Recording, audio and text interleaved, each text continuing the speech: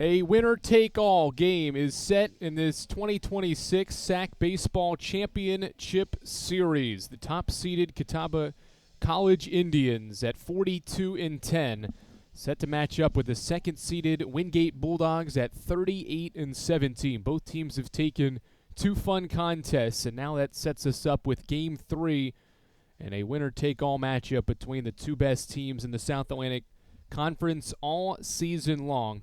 Starting with Game 1 yesterday, it was a back-and-forth seesaw affair. Wingate jumped in front early on a Tanner McCammon RBI double. The Indians responded next half inning. Their first trip to the plate, Hunter Atkins went yard. His first home run in one of 4 hits he has this weekend. And then the Bulldogs responded right back. Reed Benamontes had a great weekend. His first 2-run single tied the game at 3 in the second inning. The conference's player of the year went yard in yesterday's win for the Indians. He made it 4-3 with his solo home run in the bottom of the third inning. And then Will Farrell has had a great weekend as well. His first home run came with 2 outs and a runner on in the 6th inning that gave Wingate a 5-4 lead. In yesterday's Game 1, Nathan Chrisman answered back. The Indians scored a run on that sacrifice fly to level the tally at 5, entering the final few frames. And it wasn't until with 1 out in the 9th inning of yesterday's Game 1 that the Indians would strike and win the game. Seth Sharp was terrific, and he set up Malachi Cloud to hit his 5th home run of the year, his 2nd straight home run in a conference tournament game. Helped the Indians walk off the Bulldogs in yesterday's Game 1 to win 6-5. And you thought all that momentum, and it did carry into this first game today in the second game of the series.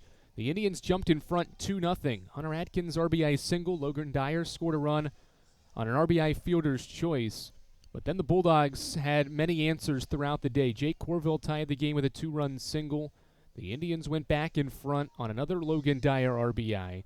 But then from there on, it was all about Wingate's power. Will Farrell's first of 2 home runs in Game 2 was followed by a 5th-inning home run from Tanner McCammon, one of 3 5th-inning Wingate home runs. Neil Griffin, 2 batters later, went yard with 2 outs. And then Will Farrell, for the 2nd straight inning and 2nd straight at-bat, blasted his 3rd home run of the championship series over the right center field wall to make it 8-3. Catawba's last RBIs and last run scored was a 2-run double by Matthew Connolly, and then the Bulldogs poured it on from there. Reed Benamonte hit Wingate's 6th and final home run Bowen Powell hit the 6th and final home run of that victory in game number 2 for Wingate. The defense was great, and then Tanner McCammon finished off a 4-run 7th inning by plating a 15th run for 23rd ranked Wingate to run rule number 1 Catawba 15-5. First time the Indians have been run ruled this season, and the first time they've been run ruled in a game by a conference foe since UVA-wise on March 14th, 12-2, in a conference game during the regular season. That loss for Catawba in Game 2 that set up this winner-take-all game was Catawba's first loss to a SAC foe in the last 16 games. Anderson was the last team to defeat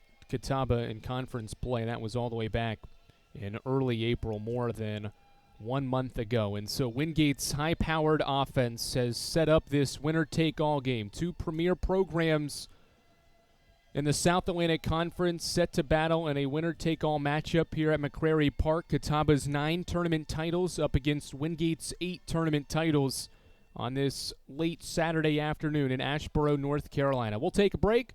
First pitch of this winner-take-all matchup heads your way from Asheboro, North Carolina after this.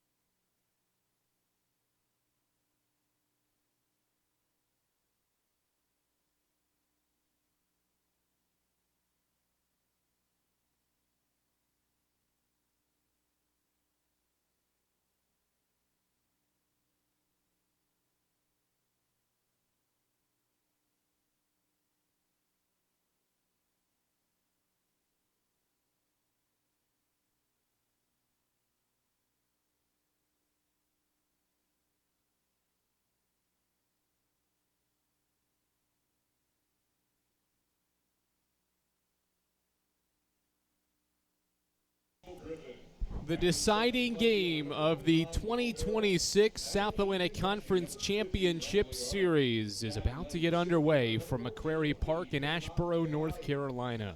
You're taking a look at Game 3 starter Kemper Nix, the senior lefty out of Spartanburg, South Carolina, gets the ball for Jim Gant's club in this winner-take-all game. 15 appearances, 10 starts, 45 innings for Kemper Nix, 2 wins, no losses, with 53 strikeouts to his ledger this season. Kemper Nix, in his 11th start of the year, will be against this Wingate lineup here today. The Bulldogs are sending out the same 9 guys. Both teams not changing a thing from the batting order from any of the first 2 games of this series. Gavin Grapuso, Jake Corville, Bowen Powell, the first 3 in the Wingate batting order against Catawba in this series finale.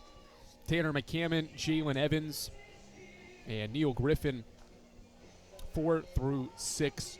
Will Farrell has drove in 5 runs on 3 home runs in this championship series. He hit 7th with Bradley Hart and Reed Benamati rounding out the Wingate batting lineup for this Game 3 of the championship series. The first one went to Catawba in walk-off fashion. The second game was also a walk-off. It was a walk-off run rule victory for Wingate to win 15-5. And now we've got a Game 3 about to get underway. Kemper Nix sets at the belt. The first pitch of Game 3 is a strike to the left-handed hitting Gavin Grapuso at 3:33.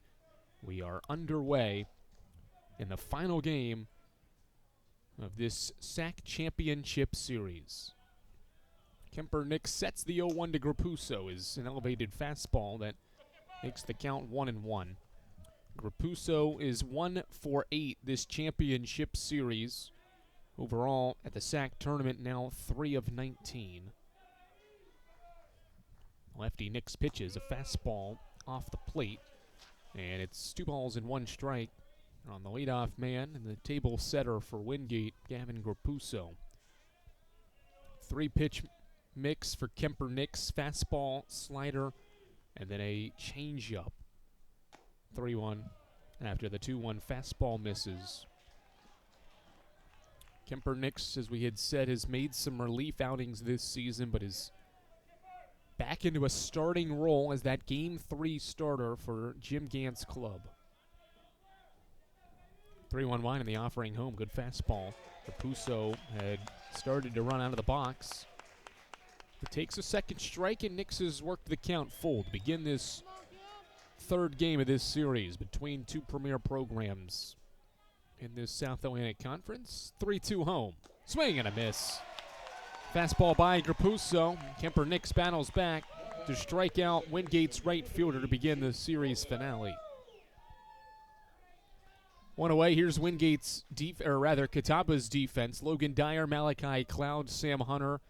Left to right in the outfield, Cloud and Hunter are Gold Glovers. Ty Hubbard and Brandon Crabtree, second base and first base.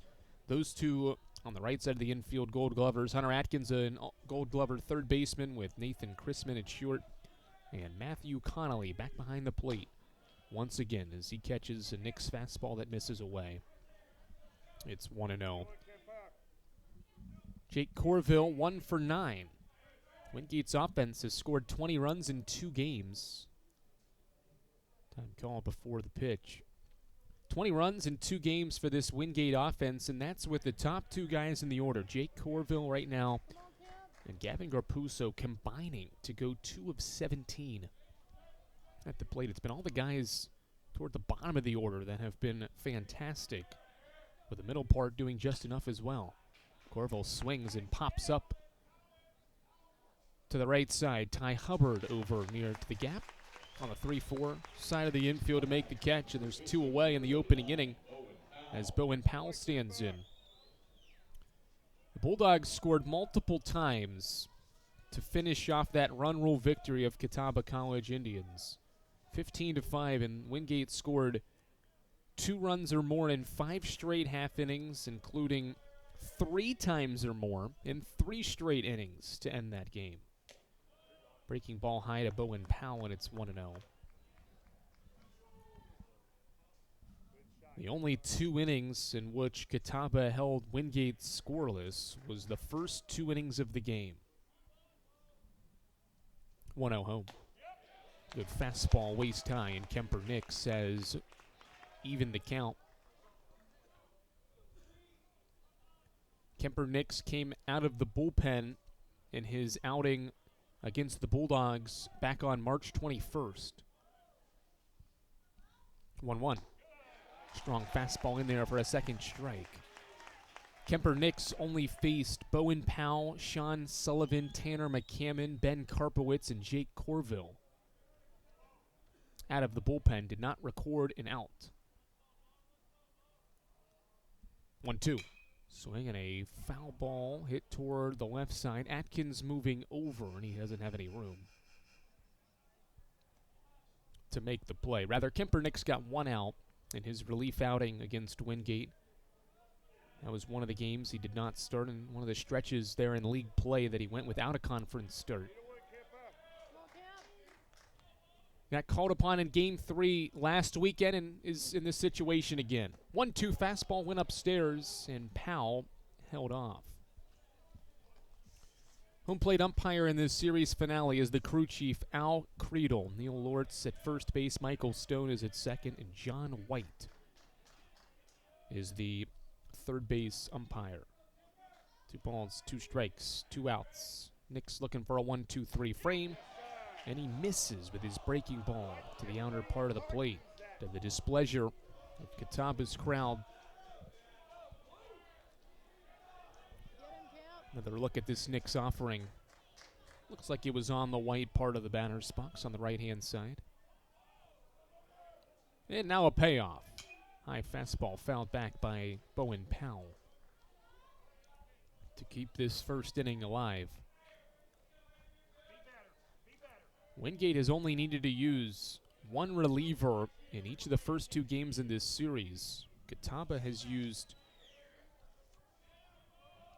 4 relievers.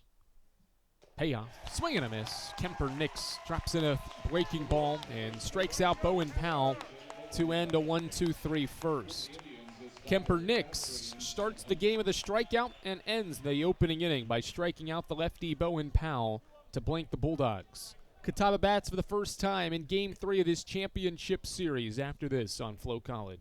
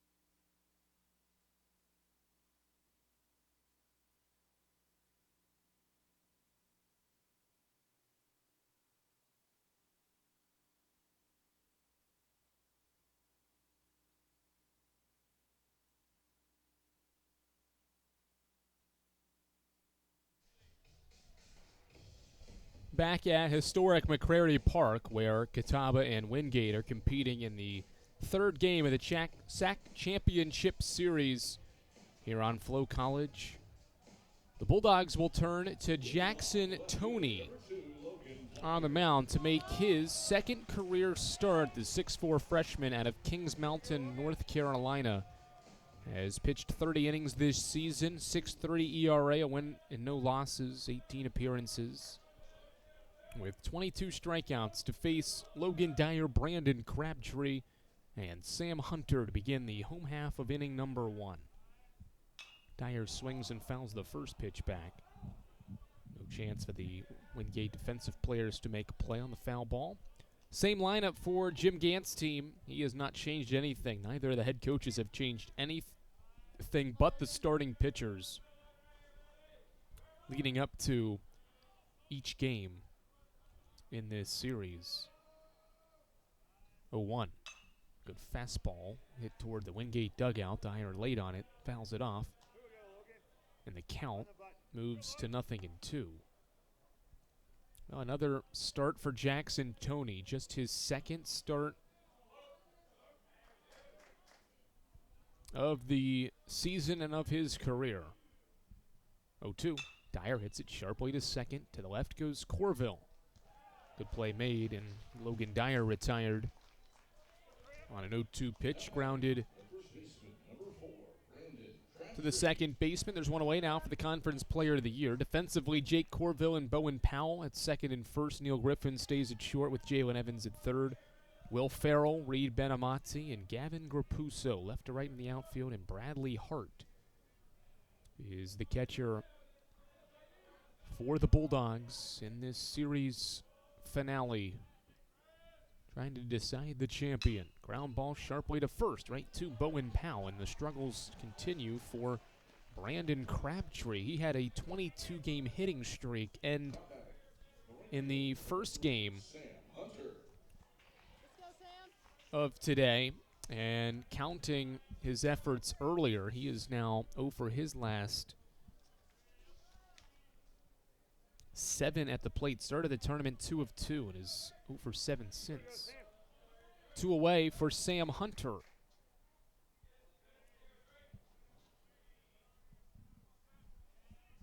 Jackson Toney sets, and the first one in by the righty is hit right to Reed Benamati. The ball hangs up just enough off the bat of Sam Hunter for Benamati to make the catch.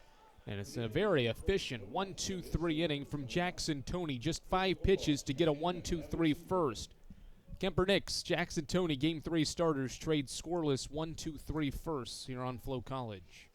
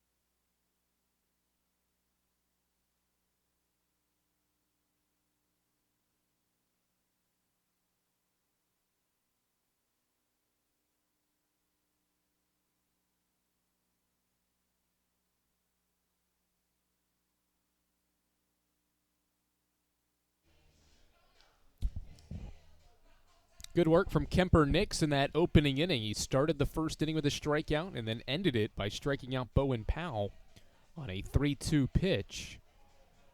And him and Jackson Toney have traded zeros to begin this series finale in Game 3 of this SAC Baseball Championship Series here on Flow College from McCrary Park. Cleanup batter Tanner McCammon bats to lead off the inning and swings behind a Kemper Nix fastball. 0-1. McCammon has a 5-hit weekend so far, 5 for 10, with a home run in the game earlier today and 4 runs batted in for the weekend. 0-1. Foul ball back, and it's quickly 0-2. McCammon hitting cleanup, 382 hitter for the year. 18 home runs and 78 runs batted in. That number 78 on the RBI side, the most by a Wingate batter this year. Breaking ball away, it's 1-2 as the sun peaks out here in Asheboro, North Carolina for what has been a mainly cloudy day, but the temperature has worked its way up into the mid-70s, 75 degrees, as this championship series finale gets underway. Good breaking ball, and Kemper Nix gets McCammon to swing over top of it. 3 strikeouts and 4 faced by Kemper Nix to begin this third game, and there's 1 away in the second inning. McCammon has struck out now 5 times. It's either been a hit or a strikeout for Wingate's cleanup batter as Jalen Evans gets his first crack against Kemper Nix. Evans had himself a nice game 1 earlier today. Evans went and had himself a 3-hit day as he fouls the first pitch back. Evans was really good out of the 5 spot earlier today, 3 of 4, 2 singles and a double, including a bunt single. Part of that 16-hit Wingate attack to get to this third game. He takes away for ball 1. And going into this weekend series, we knew both these clubs felt really good and are going to be in fine shape going into the NCAA selection show tomorrow night to make the Southeast Regional Tournament. Nix's fastball runs away. And Catawba was number 2. Wingate was listed number 4, and wonder maybe if Wingate can jump a spot, potentially, if it can find a way to get a victory in this championship series finale as Evans swings behind a fastball and the count evens. Young Harris has earned the automatic bid from Conference Carolinas, but North Greenville has won 47 games in that league. Or 47 games this season, the most in the Southeast region. Figure they will more than likely hold on to that top spot. Swing and a miss. How about the work from Kemper Nix? 5 outs recorded, 4 have been strikeouts. And there's 2 away here in the second inning.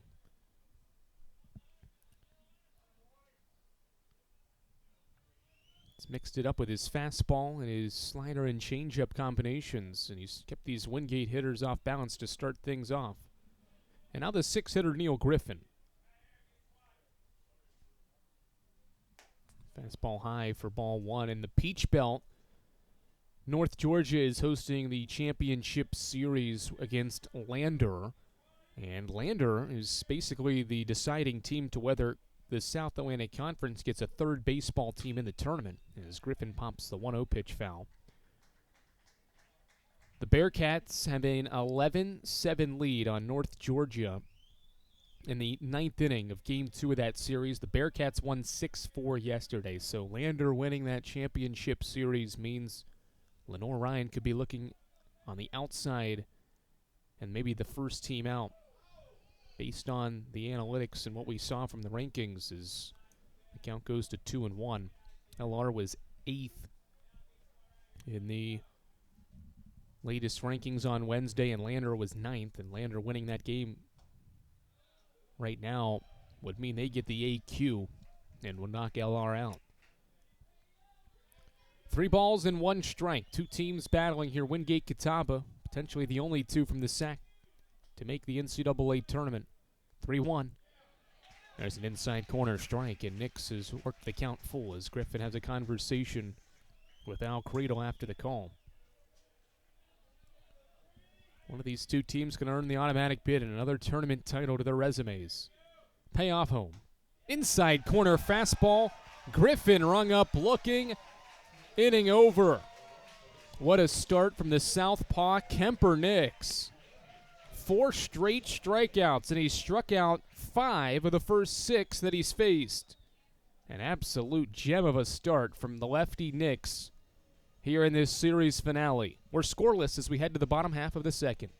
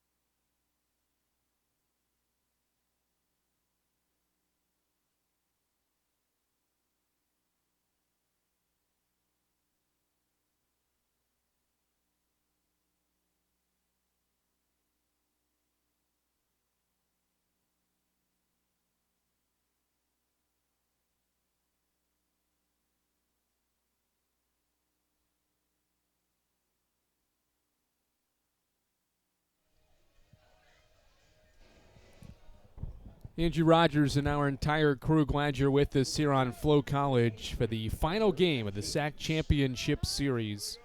Hunter Atkins will lead things off against Jackson Toney, with Jake Dunlap and Ty Hubbard to follow. Heart of the order for Catawba for the first time in this winner-take-all game. First pitch of the inning is high for ball one. Ian Johnson, our director throughout this entire championship series. Jay West has been our replay operator. Great camera crew to help us give you great shots and all the scenes from this incredible series that's gone back and forth and has given us everything we've asked for. Strike one to Hunter Atkins. Noah Penland, Itzy, and Mitzi Ayala, and Blair Cherry, our camera operators. Foul ball by Atkins, strike two, with Rayanna DeCrow along the sidelines all weekend long. Glad we've been able to bring you this SAC Championship Series. And it's come down to the last game of the series to determine the 2026 tournament champion. Hunter Atkins started his championship series with a 3-run home run. His first at-bat. And he takes off the plate as Toney's fastball missed away, 2-2. Jackson Toney's second start of the year, fastball slider and an occasional splitter from the freshman righty that has come set. And the 2-2. High fly ball out toward left field. It's hooking and it will go foul. Would have been well far enough to leave the yard, but it was pulled foul. Just .323 down that left field line. And Atkins stays alive in his first AB against the righty Toney. Breaking ball away, 3-2. Toney's first career start was his second career outing. Went an inning and 2/3 against Mount Olive on February 10th. Gave up 4 hits and 3 runs. Walked 1 and struck out 2. Payoff. Foul ball back. Jackson Toney, the right-hander, has gone as many as 5 innings in an outing. 5 relief innings against UVA-Wise on March 6th. He went 4 scoreless against UNC Pembroke just over a month ago. Payoff again. Ball 4 away. Great at bat there from the cleanup batter, Hunter Atkins, and he gives us the game's first base runner. The 10th guy to bat between the two teams is Hunter Atkins to reach in this bottom of inning 2, and now Jake Dunlap. Wingate giving the ball to Jackson Toney again, a guy that has pitched mainly as a reliever all season long. Does have the ability to give this team multiple innings. On 6 different occasions, he has pitched at least 2 innings. First one to Dunlap, driven well, out toward left center field. Farrell after it to the wall. It hits up against the wall. Extra bases for Dunlap. He moves into second base and shifts Hunter Atkins to third with a double. Nice swing by the all-conference DH, Jake Dunlap. He rips a double off the left field wall to move Atkins to third. Hunter Atkins with his, or rather, Atkins moves to third on Jake Dunlap's first, and the game's first hit, and Dunlap's second hit of the weekend, and first double. And now a great spot for Ty Hubbard. He takes inside. Well, on the thought of Jackson Toney pitching, you wonder if Jeff Gregory and company will play this thing out as a bullpen game potentially. That Game 3 starter has moved around and has been different throughout the year for Wingate in those 3-game conference series. Hubbard takes a strike. Connor Longley began the year as that Game 3 starter. 6-foot freshman, had a 3.4 ERA, but has not pitched since late March. Others have needed to step up. 1-1. It's softly out towards center field. Benamonte charging in. He'll make the catch. Tagging from third is Hunter Atkins. The throw to the plate is up the line and late. And the game's first run is scored on a Ty Hubbard sacrifice fly. And the regular season champs lead 1-0. Job done. Dunlap stays at second base. Hit just deep enough, about halfway out to center field. Benamonte got a good running start, but the throw was, well, late and up the line. Hunter Atkins scores the game's first run, and it's 1-0 here in the second inning for Nathan Chrisman. First pitch, high fastball. Colt Nelson has made 7 starts for Wingate this season, 9 appearances, another freshman right-hander. But he hasn't pitched in just over a month as well. Breaking ball away, and so this Bulldogs staff has had to put some things together here down the stretch in this season, in those third games of weekends, to get to this spot. 2-0 set in the offering home. Good fastball. In this situation last weekend, Jeff Gregory turned to Cole Smith, but he struggled to get out of the first inning. Faced 6 guys, gave up 3 hits and 3 runs with a walk, and only recorded 1 out. 2-1. Breaking ball, line through the right side, a base hit.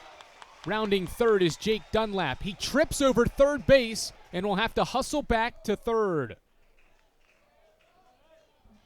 It should have been a second run for Catawba, but Jake Dunlap tripped over third base, and so Chrisman's base hit is just a single to move Dunlap to third.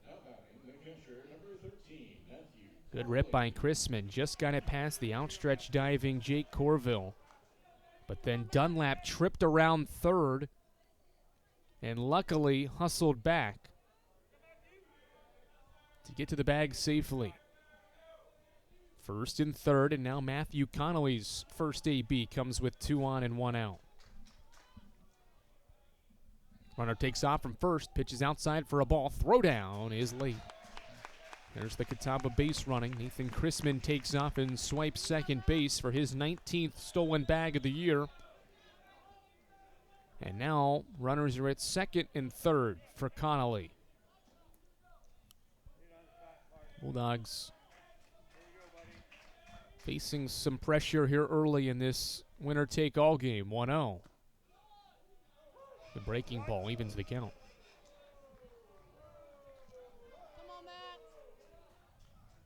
Good throw from Hart. One hopped into Corville's mitt, but just a hair late. Now Connolly trying to deliver a big early hit. High fly ball out toward right field. Gavin Grapuso shielding the sun. Makes the catch on the run. Here comes Dunlap to the plate. He goes halfway and stops there. Hart dropped the ball, and so Jake Dunlap sprints back to third. Risky base running there by Jake Dunlap. He went halfway to the line, wanted to see what the throw was like from Grapuso. It was good enough to make Dunlap put on the brakes and head back to third. And Hart didn't field it super clean, so that's why there was no throw back to third there. 2 outs for Malachi Cloud. Foul ball back. 25 pitches from Jackson Toney so far, an efficient 5-pitch first inning. But he's run into some trouble here in the second. Walk, double, sac fly, single, and fly out is how this inning has gone. 0-1. The lead transfer Cloud takes away.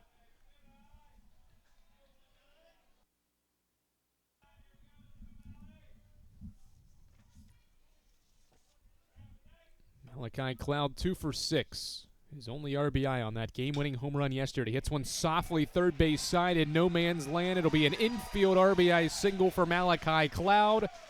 Catawba's lead grows to 2-0.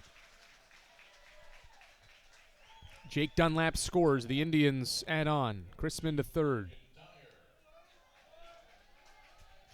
The softest base hit you'll see hit all weekend. A hit is a hit. 2-0 Indians, and now the top of the order in Logan Dyer.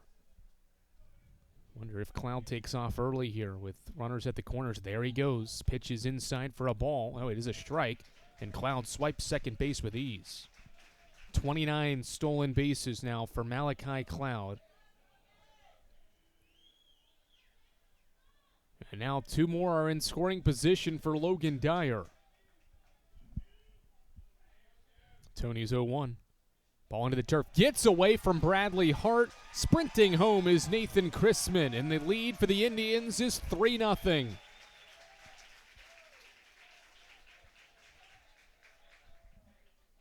Breaking ball in the turf. Just bounces away from Hart as he tried to block it. And the Indians have now scored twice here in the third, or in the second, with 2 outs.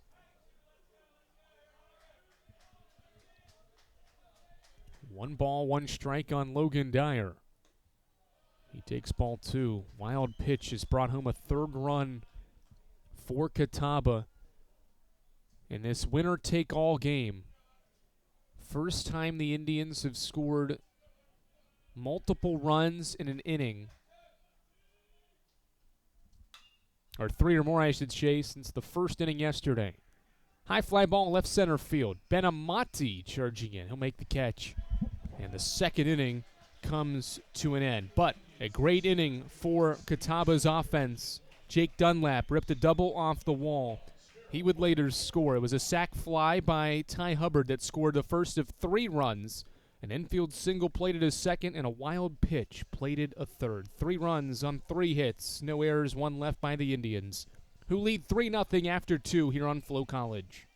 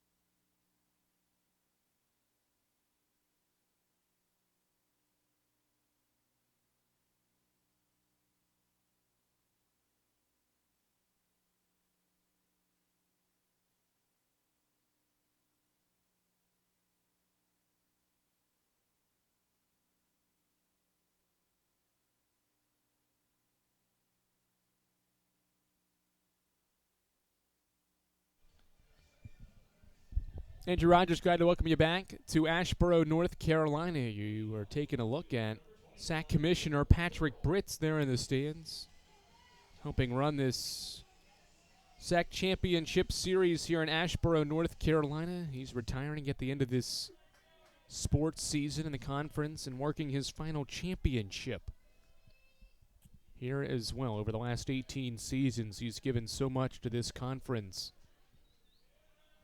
As the first pitch of the third inning from Kemper Nix to Will Farrell is ball 1. Commissioner Britz working his final championship in his final game here today as Farrell rips a base hit down the third base line for extra bases. The senior is pulling up at second base with a stand-up leadoff double here in the third inning. What a story this Will Farrell kid has turned out to be this weekend. We talked about how Ben Karpowitz has been out with an injury, hasn't played since early in the SAC tourney last weekend, but Farrell has been absolutely awesome. It's been terrific for Jeff Gregory. He's now got 5 hits and 8 at-bats, including 4 extra base hits. He gives Wingate some third inning life as Bradley Hart swings and fouls the first pitch away. First base runner for the Dogs against Kemper Nix, who had struck out 4 straight batters until this leadoff double here in the second, or rather in the third, I should say. 1-0 home. Hart shows bunt, pops it up into the air. Sliding catch behind home by Connolly. Hart unable to place the bunt down and pops out to the catcher in foul ground, and there's 1 away. Terrific work by Connolly. Nice sliding play and a good awareness to see where that ball went after it was bunted by Bradley Hart. And now the 9-hitter Reed Benamati, who has quietly turned into a very nice addition to the bottom of the order here as well. in his freshman season as he bangs the first pitch foul. Hitting .306 with 42 runs batted in is Reed Benamati. With RBI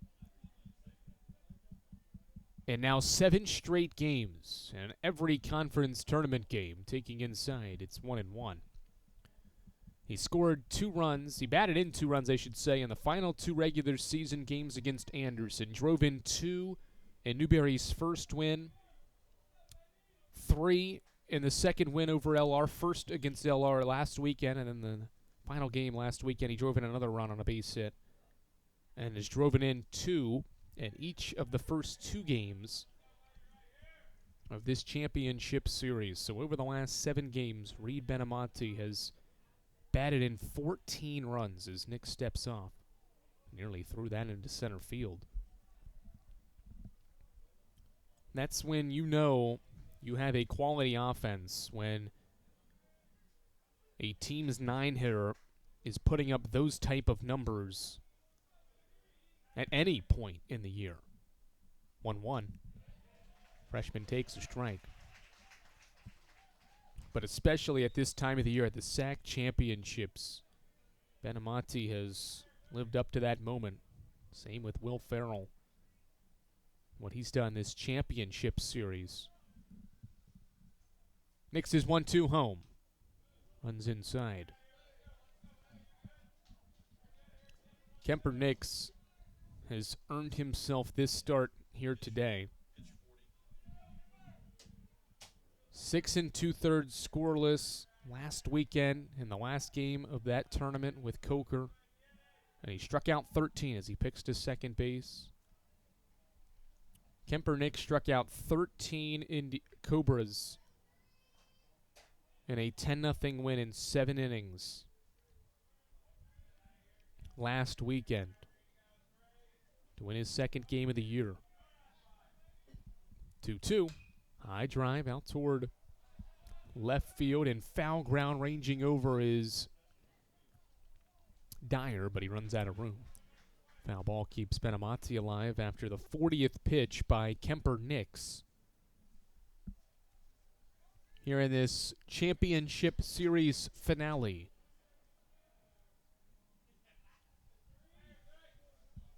A 9-hitter Benamati battling with the southpaw Nix here in the third.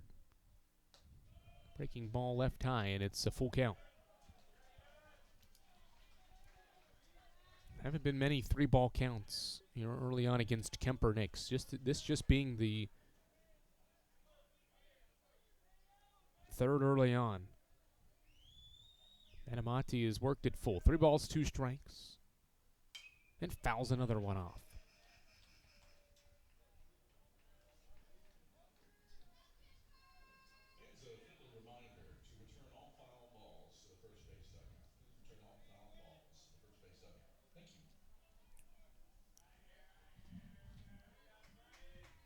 One on, one out.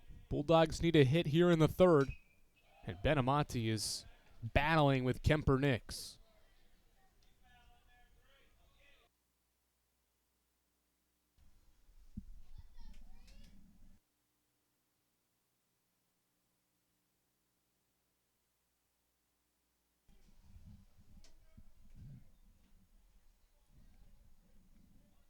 Nix will pick to second base again to keep a close eye on Will Farrell. This is an 8-pitch at bat right now between Reed Benamati and Kemper Nix.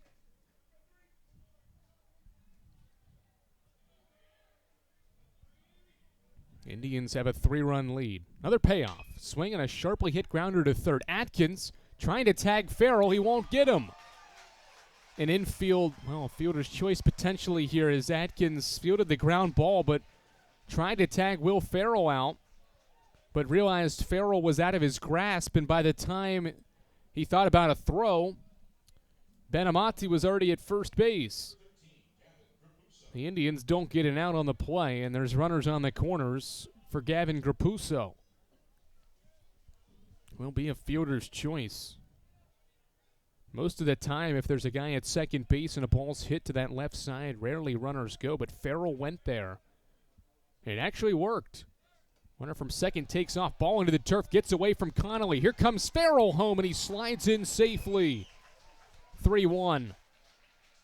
How about the base running from the veteran Farrell? Bulldogs have their first run of this third game in this series. It's 3-1. A fielder's choice with no out recorded, and then a wild pitch has brought in Wingate's first run. Benamati was in motion on the pitch, and so he swipes his 25th base of the year. And now the Indians want to slow things down here. Chrisman out to talk with his catcher Connolly and his pitcher Kemper Nix. In this third inning, that's turned into a little bit of a chaotic inning here for Catawba defensively. A rare mistake from Hunter Atkins. Instead of just throwing to first, he saw Farrell running to him on a ground ball hit to the left side of the infield. Didn't get the out on trying to tag him out. That put 2 runners on base, and then the next pitch was a wild one to plate Farrell and make it 3-1. Now Nix is 1-0 as a fastball in there for a strike to level the count with Gavin Grapuso. And a lefty-lefty matchup as Nix faces this Wingate order the second time through. 1-1. Ground ball to Atkins. He can redeem himself here as he throws to first. Play is made. Here comes the throw back to third. Benamati slides in safely. Risky base running, but good base running from the center fielder. Waited on the throw from Atkins to go across, which was in time to get Grapuso, and then Crabtree launched it back across the diamond with Chrisman covering, but just barely missed out on a double play to end the inning. Runner at third for Jake Corville. 1 for 10 is Jake Corville in this championship series. First pitch runs well high from Kemper Nix for ball 1. Corville's only base hit was a 2-run single earlier today. Started the scoring for the Bulldogs and tied the game in the third inning in the second game of this series. 1-0. Breaking ball nearly hit the feet of Wingate's second baseman, and it's ball 2. Nix trying to settle back down. 2 flawless innings to begin his day. He's run into some trouble here in the third, but can just limit Wingate to the 1 run by getting Corville. 2-0 home. Swinging a hard hit ball down the line at third, a base hit. Wingate's made it a 1-run game. Corville around first base. He's hauling into second with a stand-up 2-out RBI double. 4th RBI of the championship series for Jake Corville. Makes it a 1-run game here in the third. Another base hit down the line. In this second inning, both hits for Wingate are down the third base line. The first that began this inning by Will Farrell, and now a double by Jake Corville.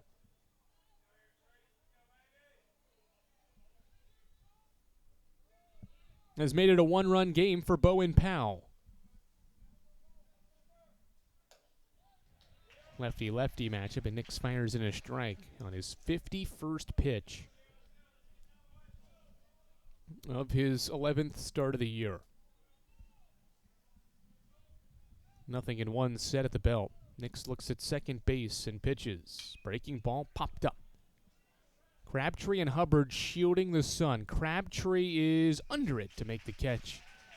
Even at the bag at first, and the inning is over. Productive inning for the Bulldogs. They scored twice on 2 hits, no errors, and they strand Jake Corville in scoring position. They've made it a 1-run game on a wild pitch and an RBI double. Will Farrell started things. The Bulldogs take advantage. Wild pitch scored the first run, and then Jake Corville rips an RBI double down the line at third to make it 3-2 after 2.5 here on Flow College.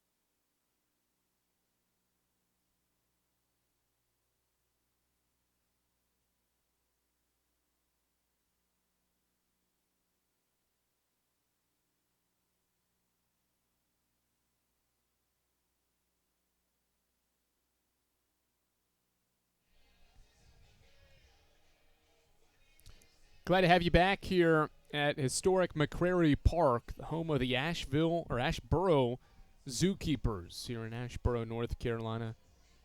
Thankful to the Zookeepers and their staff for helping get things ready to roll in this championship series to be played here at McCrary Park for the third straight year. Brandon Crabtree begins the home half of the third by taking ball one from Jackson Toney. Crabtree, Hunter, Atkins, the three for the Indians against Jackson Toney here in the third. 1-0. Off the plate, change up away, 2-0. Some history behind this championship series. We shifted back to the regional style format, and to this regional style format in 2023. Foul ball back, it's 2-1. That was a championship series played at Smoky Stadium in Kodak, Tennessee. A series that saw Lincoln Memorial take the first game 11-5 over Newberry before watching the Wolves win the next two in a doubleheader that was actually played on a Monday, May 8th, and won by the Wolves 5-4 and 8-4. 3-ball, 1-strike count, and Crabtree waits and drives it high in the air. Jalen Evans shielding the sun with his right hand, moving to his left, makes the catch, one away. Struggles continue for Brandon Crabtree. Here this weekend, he was 0 for 4 in Game 2. Is now 0 for 2 in this game and is 0 for his last 8. One away for Sam Hunter here in the third. In 2024, it was Wingate that made it to the SAC Championship Series, and the Bulldogs took care of Lincoln Memorial in 2 games. And then last year, it was Catawba in this championship series, taking down Lenore-Rhine 10-3 and 10-4 to sweep the Bears and not need that third game to win the tournament championship for a 9th time. Ground ball foul by Sam Hunter. It's 1-1 on Catawba's right fielder. And so since this series has been played at McCrary Park, this is the first time in 3 years there's been a winner-take-all game, and just the second time in 4 seasons in this regional-style format with a championship series at the end that the winner-take-all game has been needed. Last time was 2023, and the team that won that championship was Newberry, the team that swept the Saturday doubleheader, winning games 2 and 3. 2-1. Drive toward right field. It's hooking, and it goes foul. Hit very well by Sam Hunter, and he just barely missed out on a home run. Would have been his 6th home run of the year. Instead, he'll wait on a 41st pitch from Jackson Toney in his 2nd career start. 2-2. Breaking ball grounded to second. Corpuzzo up with it, makes the play, 2 away. Hunter Atkins, the 2-out batter. So the only time the team that has won the first game in the championship series of this recent format here at the conference tournament, that was Lincoln Memorial in 2023.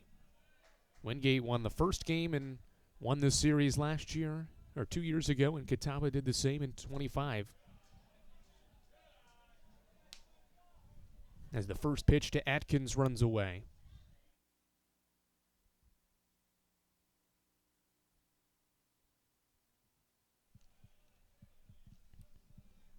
One ball, no strikes. Atkins drew a first-inning walk. Takes outside, or rather a second-inning walk. Later scored on Ty Hubbard's sacrifice fly. And now we've got the 2 most recent tournament champions meeting again. There's a strike. Hart dropped the ball.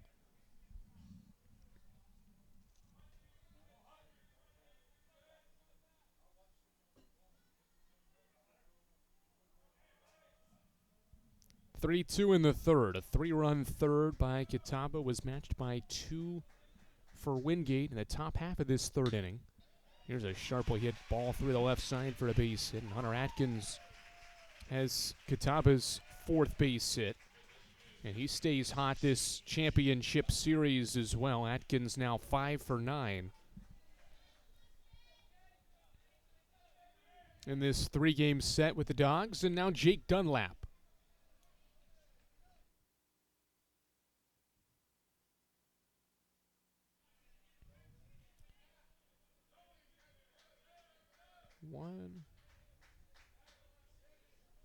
Dunlap doubled off the wall in left field during that 3-run second. Runner takes off. Pitches a ball, and swiping second base is Hunter Atkins. Great jump on that pitch as well from Atkins. The Bulldogs continue to be effective on the bases. Hunter Atkins steals Catawba's 3rd base of this 3rd game of this series and his 6th of the year. Breaking ball from Tony misses. It's 2-0. Both teams have had some nice 2-out rallies in this series. 2 of Catawba's 3 second-inning runs were scored with 2 outs. Hoping to do more of the same here in the third as Dunlap has worked himself into a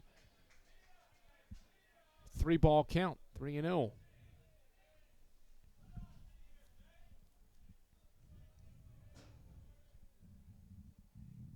Wingate pitching has only issued 3 walks in the first 2 games. There's a strike from Jackson Tony.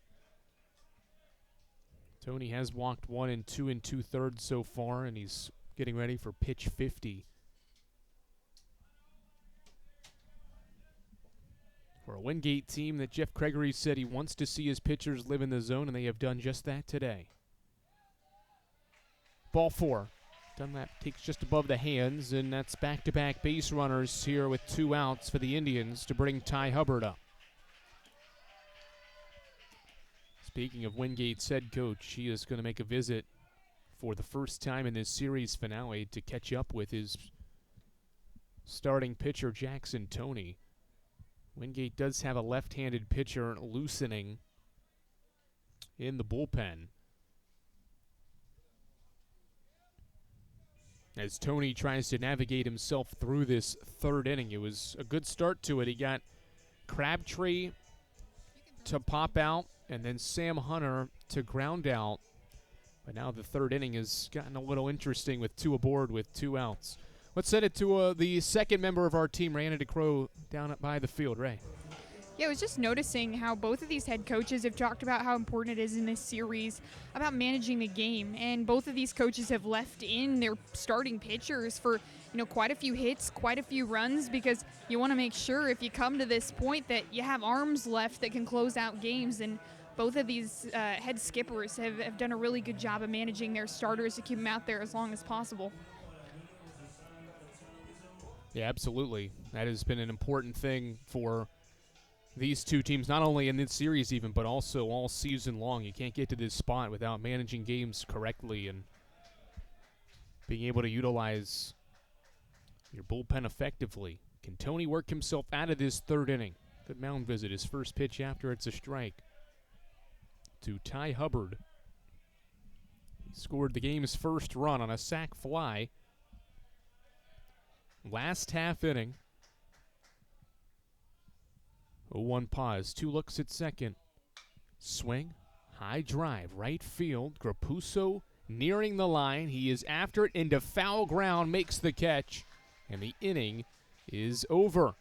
Jackson Tony manages through that situation to keep this a 1-run game. Hunter Atkins with a 2-out single. Jake Dunlap reached on a walk, but they're left aboard. No runs on a hit, no errors, 2 left by the Indians. We've played a third of this championship series finale. It's the Indians 3 and the Bulldogs 2.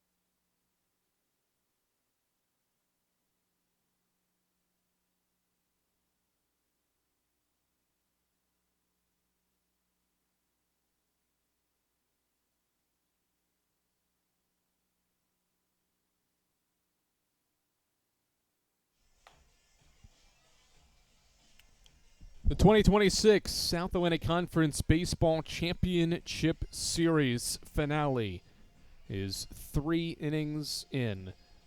Indians a 3-run second, and they've been in the lead since. 2-run Wingate third inning has made it a 1-run affair, heading to the fourth as Kemper Nix tries to bounce back. 2 flawless innings to begin his start here in the conference tournament in the Conference Championship Series. Gave up a pair of doubles in that 2-run third against the Bulldogs, and now faces Tanner McCammon to begin the fourth inning.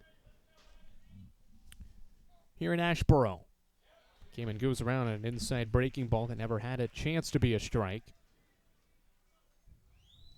It's 0-1.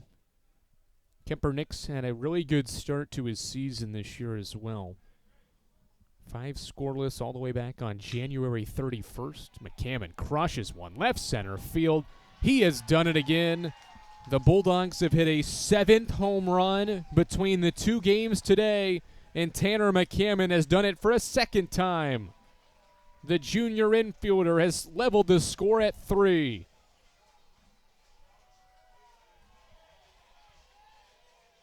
The power is always there. It's always a threat, and McCammon's long ball is his 19th of the year to level things at 3.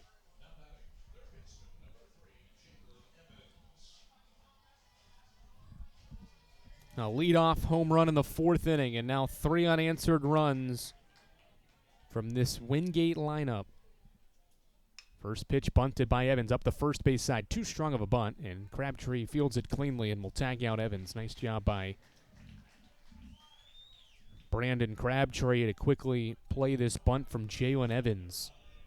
Just hit too hard on the bunt attempt from Evans, who's bunted for a hit today. 1-0 now for Neil Griffin.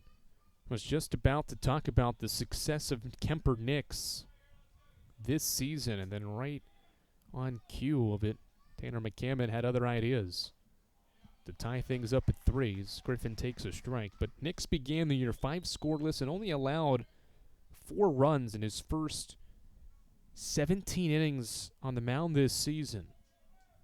Had 16 strikeouts as well, as his second pitch to Griffin is also a strike.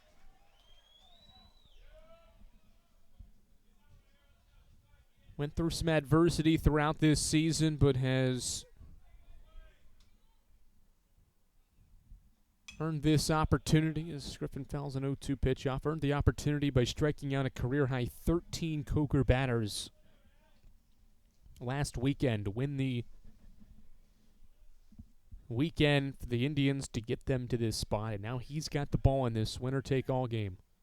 0-2 grounded sharply to third. Backhand play on the line by Atkins. Low throw. One hops into Crabtree's mitt. 2 away. Hunter Atkins has made some terrific plays. The Gold Glover at third gets some help from his Gold Glove first baseman Crabtree. And there's 2 away in the 4th inning. Good bounce-back work here from Kemper Nix after the leadoff bomb.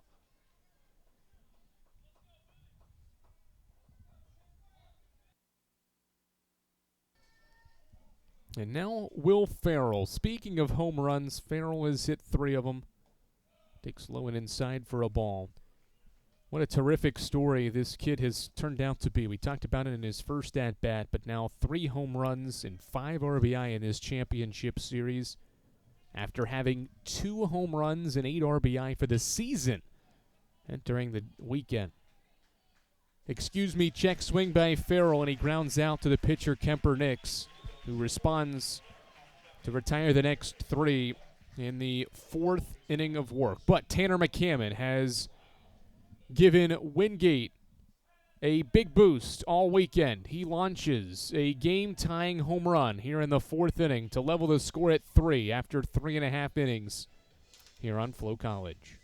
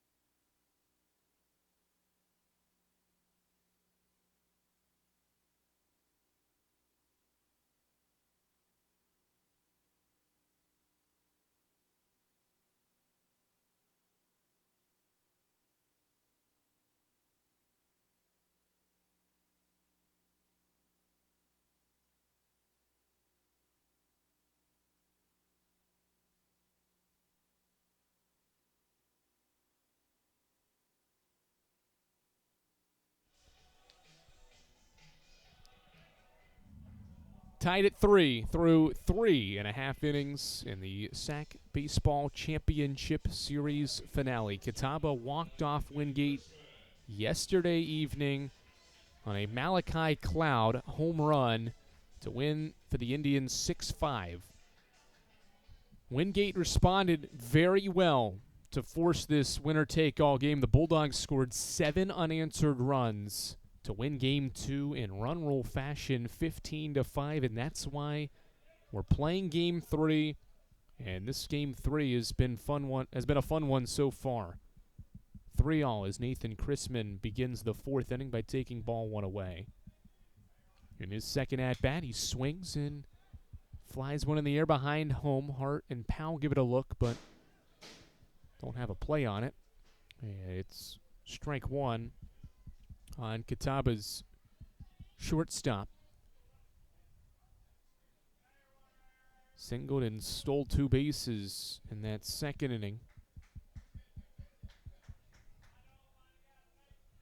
His base hit helped continue on that 3-run second inning as he drives one out towards center field. Good speed, and running after it is Reed Benamazzi to make the catch near the warning track to retire Chrisman, who hit it well. 1 away here in this 4th inning for Matthew Connolly.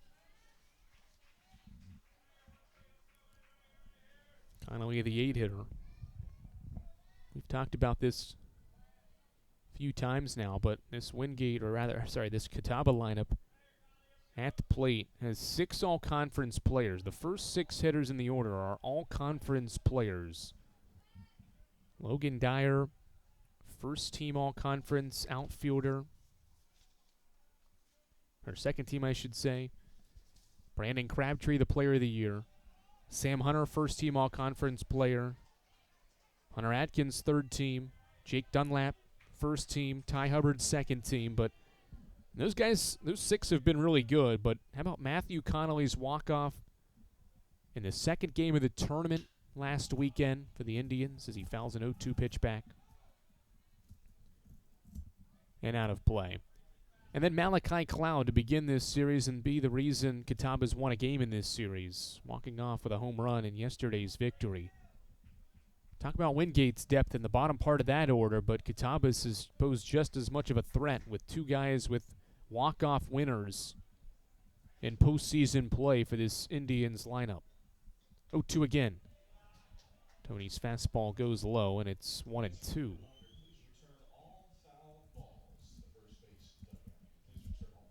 Cloud would be next. This is the 7, 8, 9 hitters for Catawba against Jackson Tony here in the 4th inning. 1-2. Breaking ball away.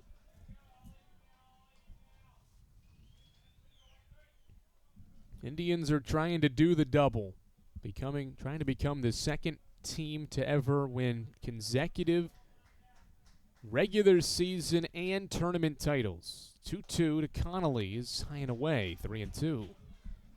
Only Wingate has been the other program and other team to ever repeat as regular season and tournament champions. The Bulldogs program did it in 3 straight years from 1994 to 1996.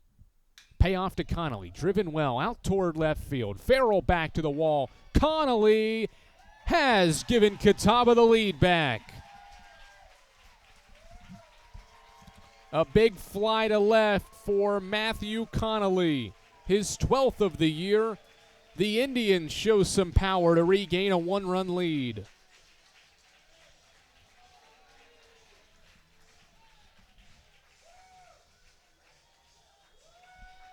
And right on cue, bottom part of the Indians' order doing some damage.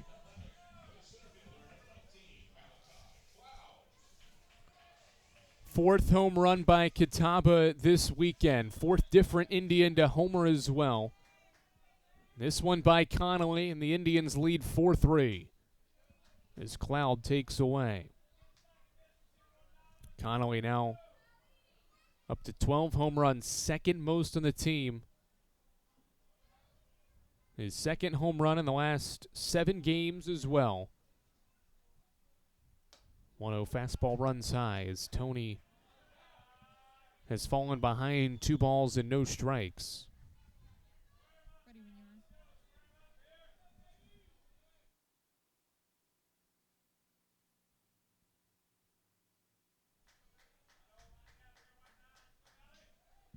Tony's 2-0 is low to Cloud. It's ball 3. Going to send it down to Ray Anadicro with more on Catawba's approach to this postseason. Ray. Yeah, when talking to head coach Jim Gant about, coming into this series, being in the postseason, being in the playoffs, he said, this is what sets teams over the hump. The game doesn't know how big the game is. They say it all the time in the Catawba dugout. You just go about business as usual. And, of course, it's easier said than done, but you just go out and play like you normally play. He said, it's not like we're fighting for our lives or something. This is baseball. You go out and have some fun. And looks like they're doing that right about now. Triz. Yeah, thanks, Ray. Certainly they are doing that. Both teams have done a great job of that as Cloud takes a 5-pitch walk. And talk about that approach of knowing that just playing for each other, playing to have some fun. It certainly helps when these two teams know that regardless of how this game plays out, they're going to have more baseball to play next weekend. And they're not playing for their season with that being on the line just yet. That'll be next weekend. But keeping this game just the game and nothing more. Just a little something at the end of it. As Cloud gets checked on at first. Good quick move by Tony, but Cloud sneaks back safely. 1 on, 1 out. Another pick to first base. Another close play. Tony keeping a close eye on Malachi Cloud, who's been very aggressive. This Indians lineup has taken advantage of running the bases. Cloud's swiped 30 this year. Has only been caught once.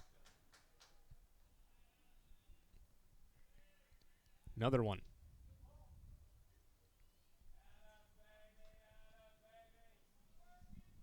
Jeff Gregory, prior to this weekend series, was talking to us about how you have to control the running game, but you can't get caught up in it. There goes Cloud. Pitches high for a ball. Here's Hart's throw down. Not in time. Grapuso and Griffin signaling to the dugout potentially to think about a challenge. Nothing really from the Wingate dugout yet as Cloud has stolen a 31st base. Certainly one of the closer plays we've seen today in this series, but no challenge from Wingate. Cloud in scoring position for Logan Dyer. 1-0. Line drive slicing into the Wingate bullpen, over top of it, foul. Important for both these teams, though, to manage the running game, but not allow it to affect the pitcher's ability to be able to still throw strikes and do what they need to do on the mound to get through innings.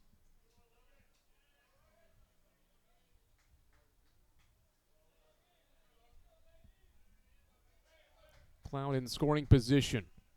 1-1.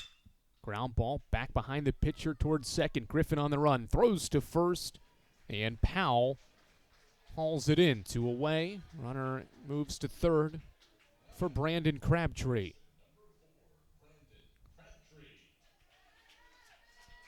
Two-out batter is the SAC Player of the Year, Brandon Crabtree, who is hitless in his last 8 games. And Jeff Gregory will make his second visit to the mound in this game, first in this inning. After the 70th pitch was just thrown by Jackson Tony, that'll be all he throws in this third game of the championship series. 70 pitches, 3 2/3 from Jackson Tony. It's a 1-run game. The Bulldogs will turn to a left-handed pitcher to face the lefty Crabtree here late in the 4th inning. 4-3 Indians. They've got the lead back here in the 4th inning. More on the Wingate pitcher after this.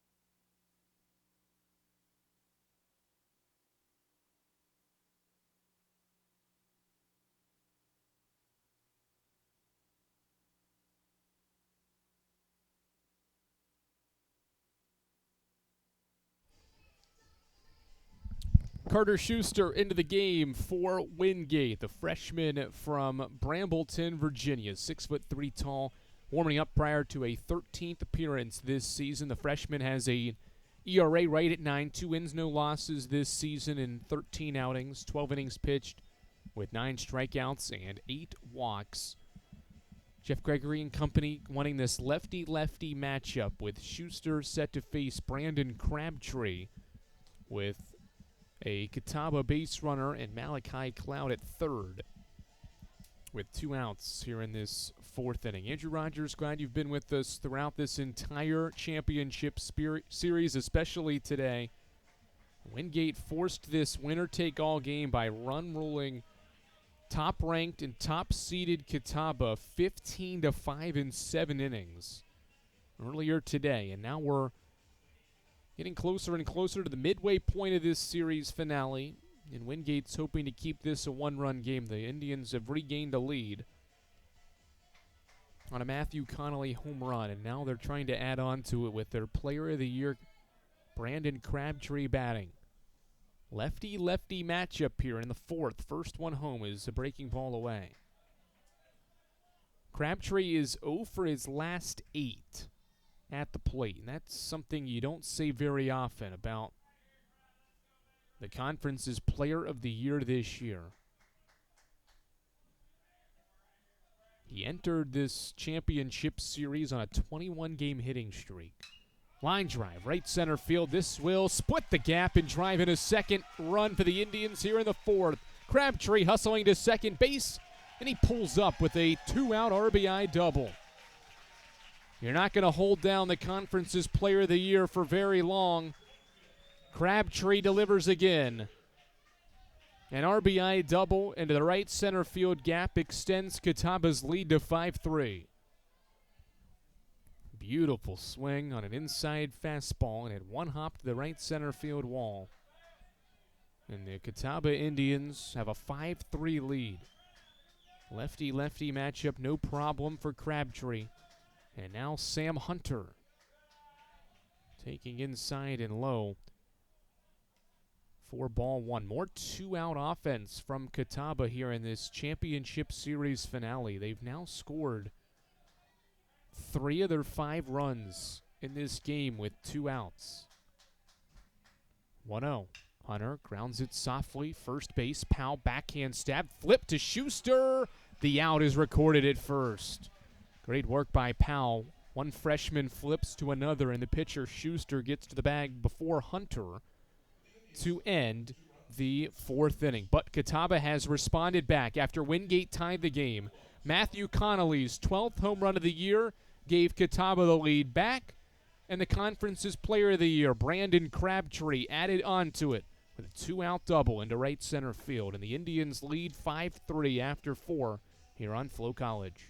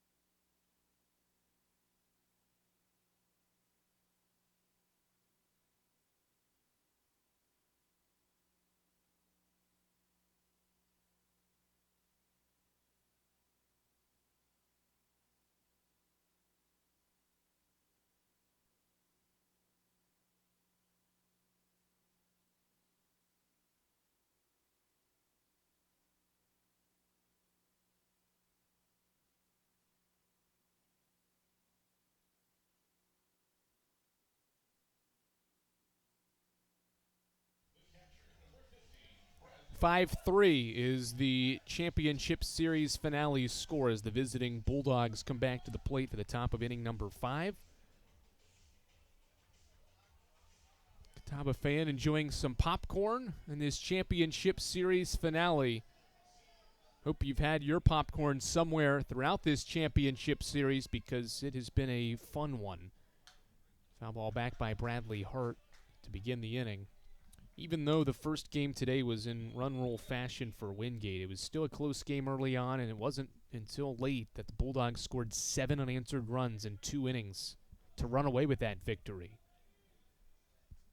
And then obviously game 1 had multiple 4 lead changes and a couple of ties mixed in there before the eventual Cloud walk-off winner. And so far in this one, even though Wingate has not led, they've tied the game in the 4th just for Catawba to regain the lead. And now Kemper Nix pitches into the 5th with a 2-run lead.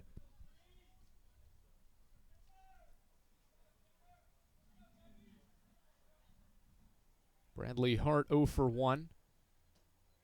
Takes an inside corner strike on Kemper Nix's offering. His 65th. Through 4+ innings of work, 5 strikeouts, and they came to the first 6 batters of the game, including 4 straight from the end of the first into the end of the second. Straightaway fly ball to center field. It's the center fielder Malachi Cloud ranging to his right to make the catch, and Hart now falls to 0 for 2, and Reed Benamati now becomes the 1-out batter for Wingate here in this 5th inning.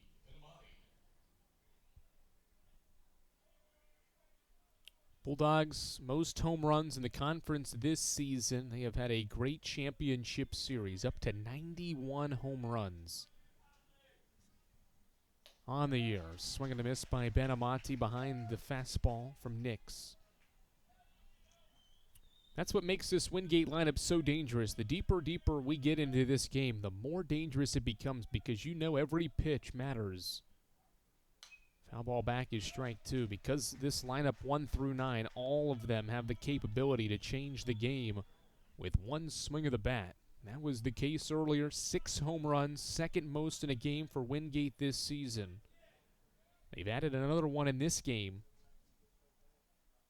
from Tanner McCammon as Nix misses outside. And so any time down the stretch, even from this point on, any pitch with runners on base could be a big turn in this game with the way these Bulldogs have swung the bat.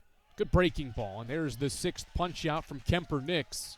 A backdoor breaking ball gets Benamati looking, and there's 2 away in the 5th inning. Well, how about Kemper Nix here settling in inning number 5. 2 flawless innings, and then he's allowed runs in each of the last 2 innings, but he's gone 2 up, 2 down here in the 5th. And now the leadoff man, Gavin Grapuso. Fastball off the plate, 1-0. Wingate's lineup's been very dangerous, and their table setter has not been himself this weekend. Grapuso's been out excellent all year, but just 1 for 10. In the leadoff spot, taking high ball 2. He's only been walked once, and this is a young man that leads Division II in base on balls this season. He's drawn 61 walks, tied for the Division II most with Ben Merriman from St. Edwards. Entering this championship series, obviously. Now up to 61 after a walk earlier today. 2-1 count now on the second out hitter, the 2-out batter for the Bulldogs here in the 5th. Grapuso takes the 2nd strike from Nix, who's now a pitch away from a scoreless 5th. Senior transfer from Limestone in his first season with the Catawba Indians. It's been a great addition trying to close this inning out. And he gets a softly hit ball over Hubbard at 2nd, and it drops into right field for a 2-out knock.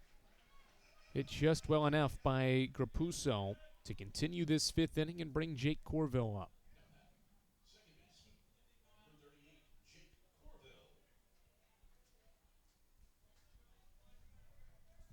Wasn't hit all that well. A breaking ball that he had to throw his hands at, but did just enough to fling it into right field for Wingate's 4th hit. And now Kemper Nix has to face the 2nd hitter, Corville.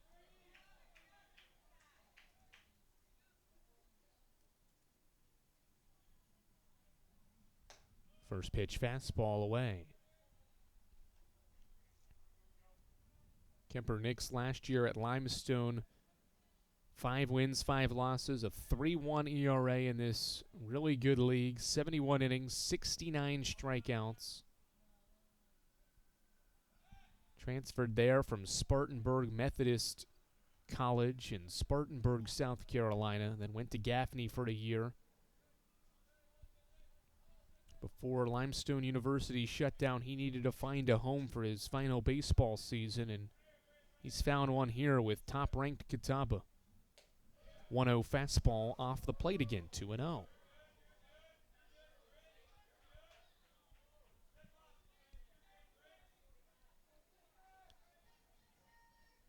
Even though Wingate lost game 1 of this series, something that stood out about this Bulldogs order was their ability to hit the baseball with 2 outs.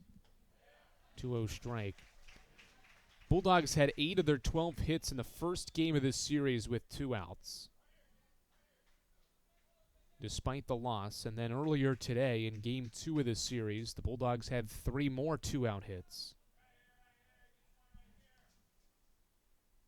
Pick to first base. Grapuso has reached on a 2-out base hit. And for the weekend, the Bulldogs have 13 2-out base hits. To put that in more of a perspective, overall, the Bulldogs have compiled 32 hits. So just under half of the hits are with 2 outs. They've got Grapuso picked off. Nix throws to first, and then Crabtree to second to catch Grapuso, who was trying to steal second. And the inning is over. Nice job by Nix off the mound. He got Grapuso leaning towards second base, and then Crabtree completed the caught stealing by throwing to the shortstop, Chrisman, to end the inning. 5-3 Catawba after 4.5 in the championship series finale.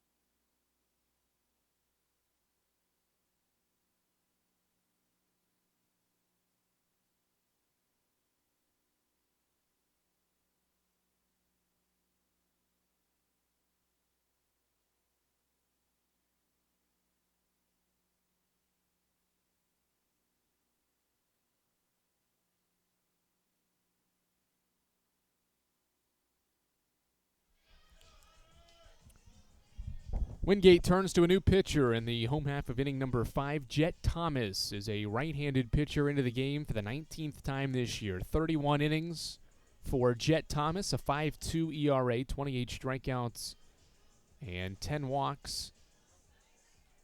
To the sophomore right-handers line this year, he's from Locust, North Carolina.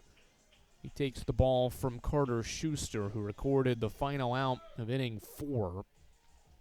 And is not charged with any runs. The base hit that he allowed was charged to Jackson Toney. That was that Crabtree 2-out double. Atkins, Dunlap, Hubbard. Middle of the order for the regular season champions. Strike 1. Jackson Toney went 3 2/3 for Wingate. 5 hits, 5 runs, all earned, 3 walks, and no strikeouts. Breaking ball away from Jet Thomas. It's 1-1 on Hunter Atkins, who's had himself a fine championship series. Reached base in both of these games and has 5 hits over across the 3. 1-1. Breaking ball away.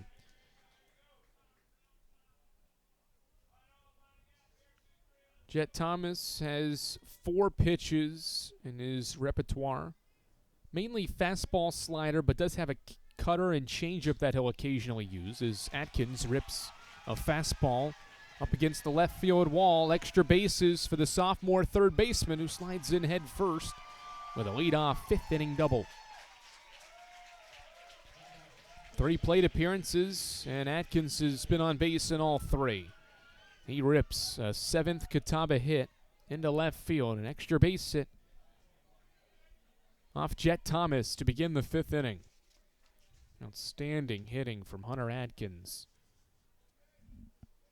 His first double in Catawba's just 3rd double in this championship series, and 2 of them, or actually now 4 doubles, and 3 of them are in this game. Here's a fly ball. Dunlap slicing one near the line. Farrell after it. He'll make the catch. In deep left. Dunlap flies out on the first pitch, and Atkins stays put. It's one away. Wingate's pitching staff has done a good job limiting extra base hits up until this game.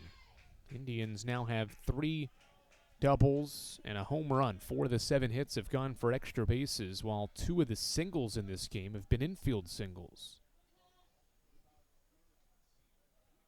Swing and a liner foul beyond the third base dugout, and it's 0-1 on Ty Hubbard. All-conference second baseman is 0 for 1 with a sac fly.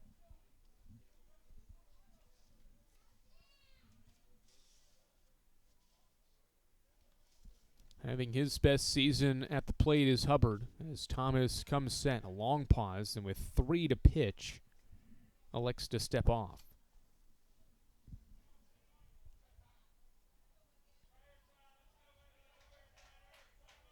Hubbard having his best season statistically in several different offensive categories. Hits one to first. Powell a backhand stab.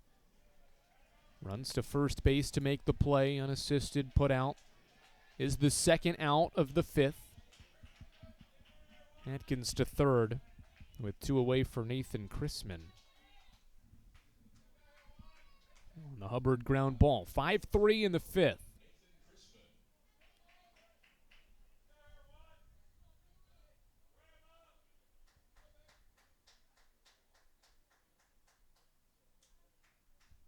First pitch is a high pop-up right side. Bowen Powell near the first base line, and foul ground makes the catch. And on 2 pitches, the final 2 pitches of the 5th, Jet Thomas gets through a scoreless 5th inning.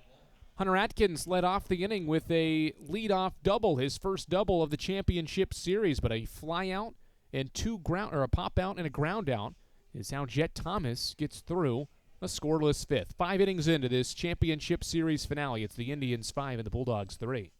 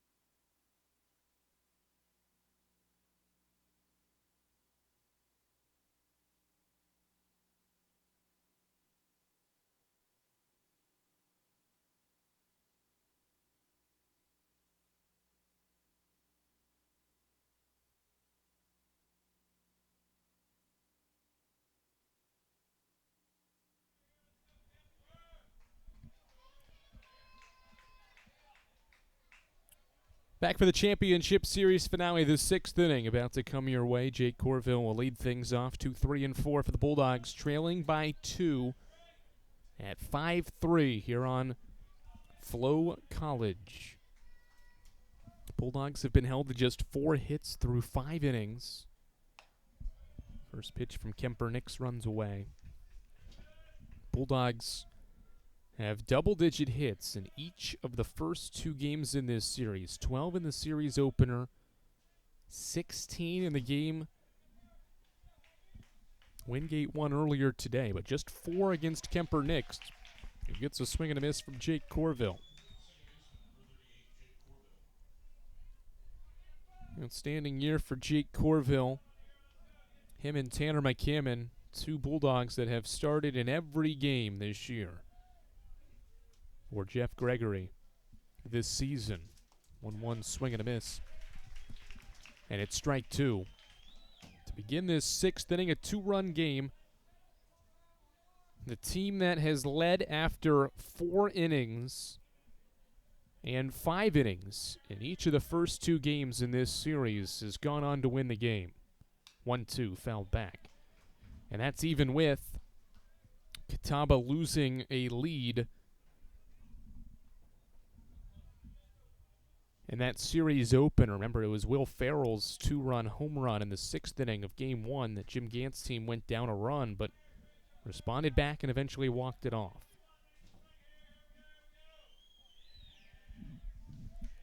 1-2 set, and Nix pitches. Breaking ball, crushed foul toward the Indians' dugout. Stays 1-2.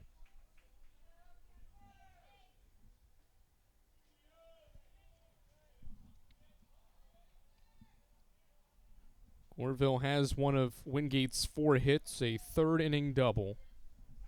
What was his 2nd hit of this championship series? 1-2, again way early on the breaking ball. Fouls it off to the screen, and the count is 1-2.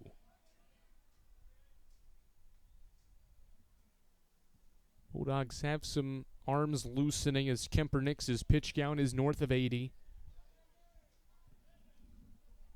5 innings of 3-run ball with 6 strikeouts and no freebies allowed. Another 1-2. Ball into the turf, and Corville's really making Nix work here to begin this 6th inning. With the South Atlantic Conference Tournament Championship on the line here in Asheboro, North Carolina. Nix's 8th pitch to Jake Corville is away, and it's 3-2.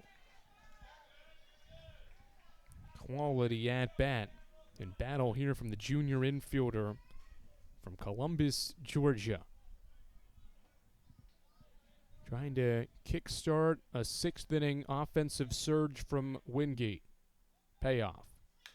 Ground ball foul, and Corville will work to a 10th pitch.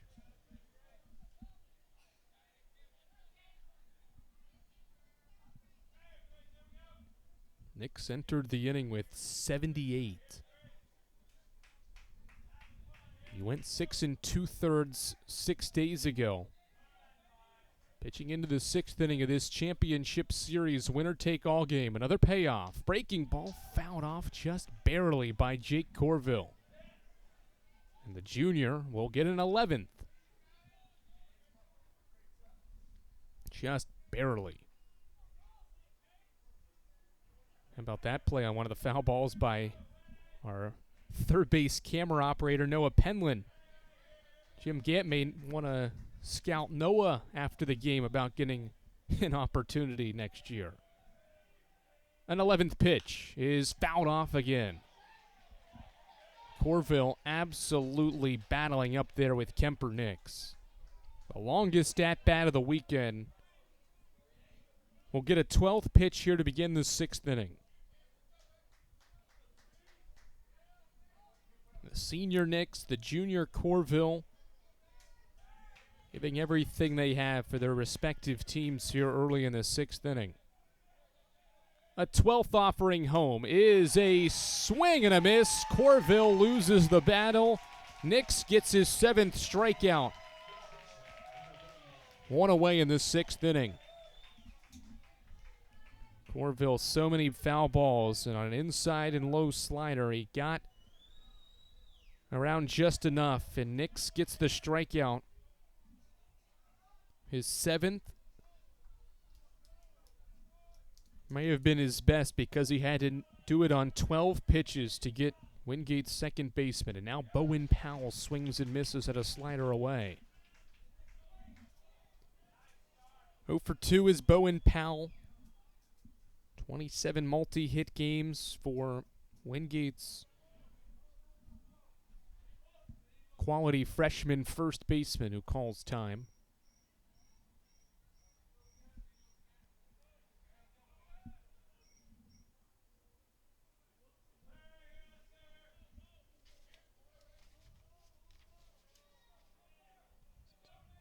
Couple of runs batted in for Bowen Powell in this series. Swings and misses again. A little frustrated with himself as well, as he knows that one was out of the strike zone. 1 ball, or rather no balls and 2 strikes, with an out on the board. Nix at 92 pitches through 5 1/3. Breaking ball, crushed foul. That one over the heart of the plate, not away, on an 0-2, and Nix gets away with it.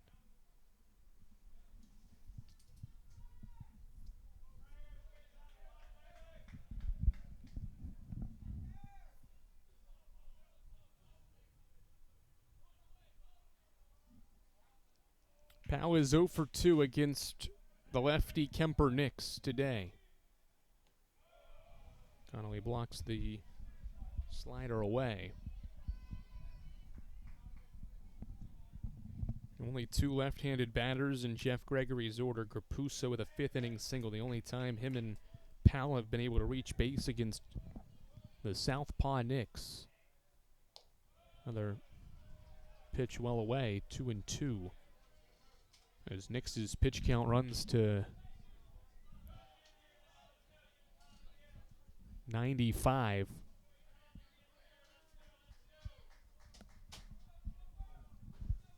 And another long AB, this one by Powell. And he crushes one foul. 6-pitch at bat here from Bowen Powell after the 12-pitch at bat from Jake Corville. He struck out on the 12th pitch. And now Powell putting together a nice at-bat himself here, and 2 of the longer at-bats in a row this weekend. These 2 teams have been so aggressive early in counts all weekend, it feels. 2-2. Breaking ball above the hands, and it's 3-2. And Powell will get an 8th.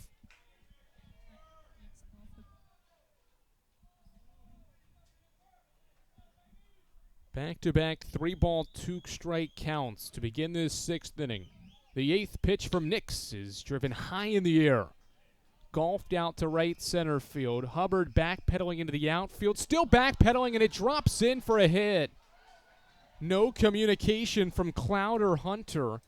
Hubbard the whole time was backpedaling deep into the right center field and could not get to it.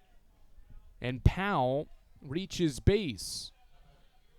His first hit. Wow, one of the best defensive teams in Division II baseball with a rare mistake. It's not going to be an error, but rare to see this team not come up with some plays like that. Cloud and Hunter were both in the vicinity, but I think because Hubbard had been backpedaling so far, they just thought he was going to be able to handle it. McCammon, drive, out toward left field. Has he done it again? Yes, he has. Wingate ties this up at 5 in the 6th inning. A 2-homer game for Tanner McCammon. The Dogs take advantage of Catawba's mistake. 20 home runs this year for the junior infielder. We're level at 5 in the championship series finale. First pitch breaking ball on the 99th pitch from Kemper Nix. Turns out to be Tanner McCammon's 2nd home run of the game in as many at-bats.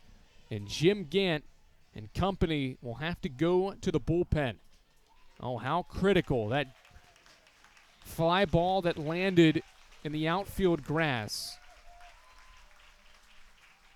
turns out to hurt Catawba here in the 6th inning. 5 all Nix is done. We'll take a break and meet Catawba's new pitcher after this on Flow College.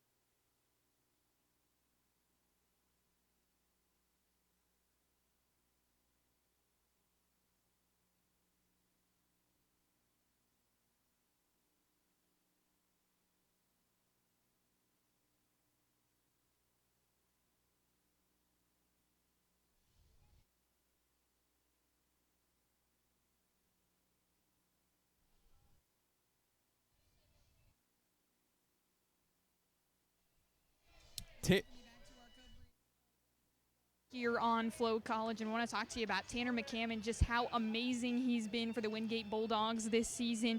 The senior has stepped in and has gained credibility with the guys on this Wingate squad so fast after he transferred over from App State.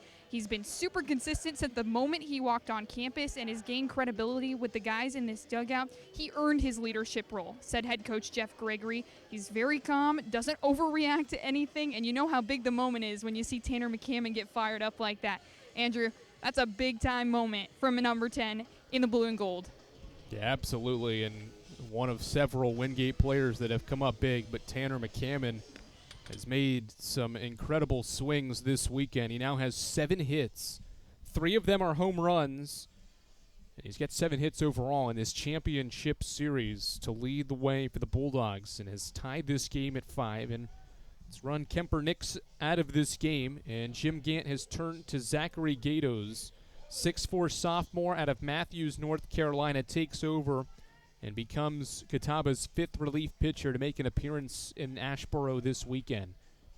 Gatos on the year has made 21 appearances now, one of 4, or rather 6 different pitchers now that have 20 appearances or more this year for Jim Gant's team. As the first pitch from Gatos is a strike. An 8 ERA in 24 innings of work with 27 strikeouts for the sophomore right-hander out of Matthews, North Carolina. A 1 to Jalen Evans is a breaking ball away. He held back his checked swing. Catawba still has a couple of arms it can turn to here down the stretch. Joe Burleson is the team's closer, 11 saves this year in 21 outings and an ERA right at 2. He has not pitched this weekend as Gatos misses low. It's 2-1.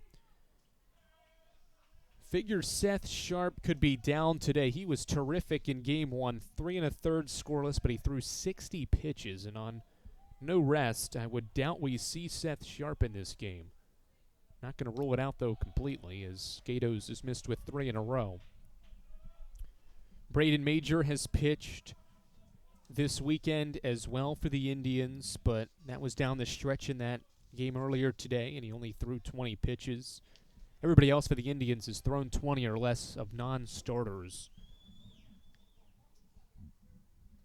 3-1, foul ball back by Evans. 3-2 now.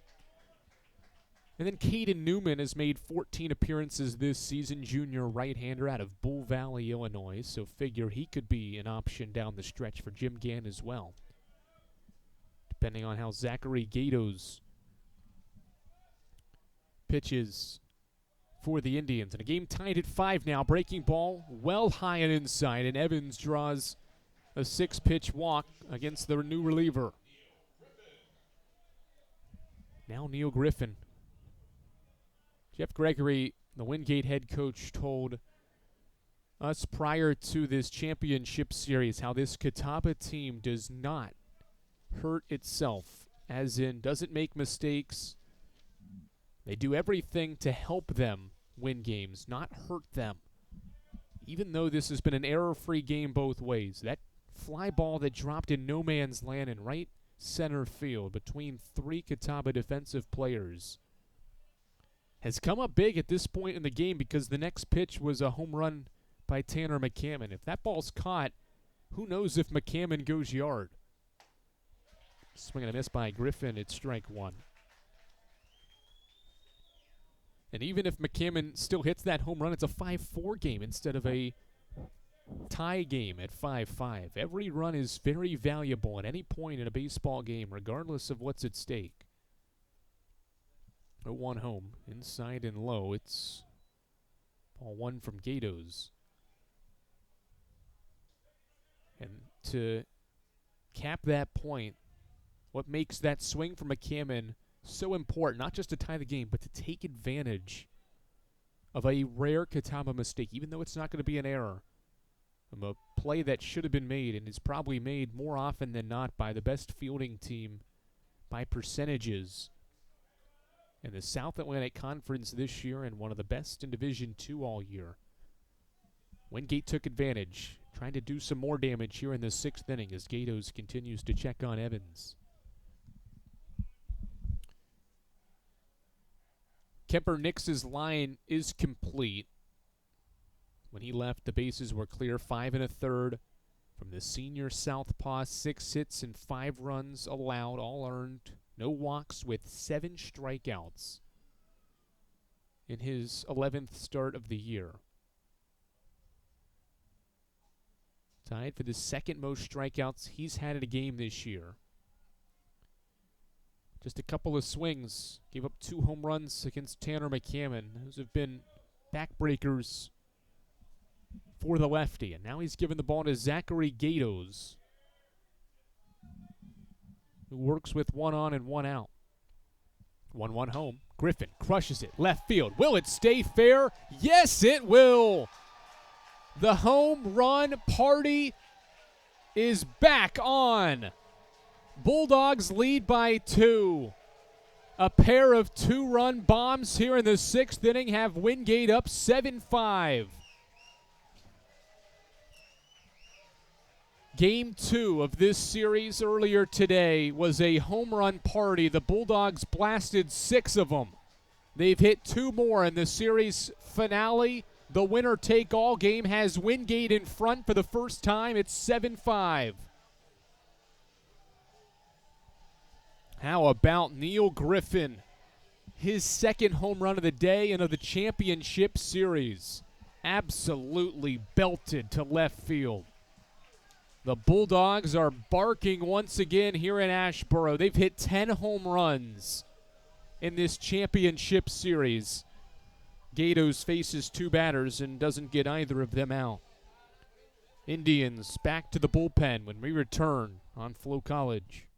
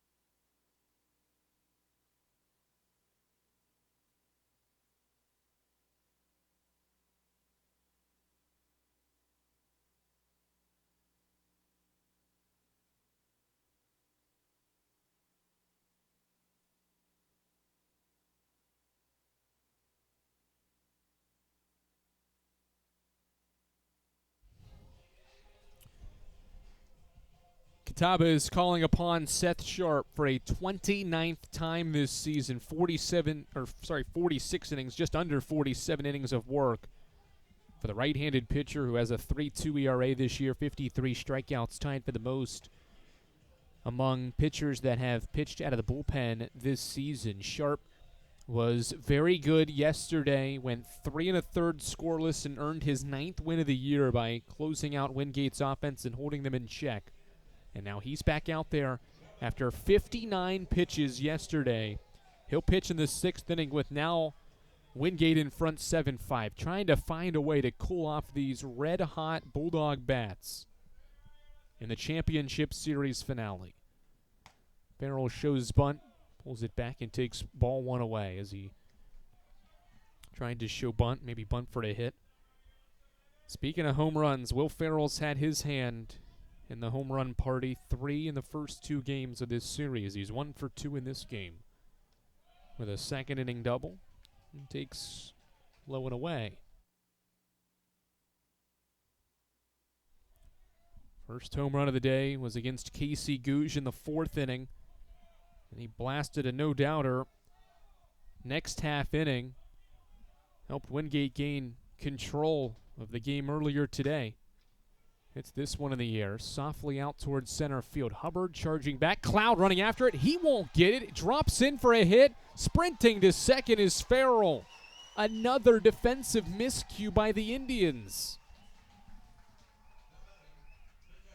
The second fly ball that is dropped in for a base hit here in the 6th inning against Catawba's outfield. This one in no man's land in center, and just no communication from Cloud and Hubbard, and it falls in for an 8th hit. Again, it won't go down as an error, but a second hit this inning. The 2 hits that haven't been home runs have been plays that should be made. Bradley Hart takes a strike. And we're talking about Gold Glove players defensively that normally make those plays. Malachi Cloud, Gold Glove center fielder. Sam Hunter, Gold Glove right fielder. Ty Hubbard, Gold Glove second baseman. Fastball high from Sharp.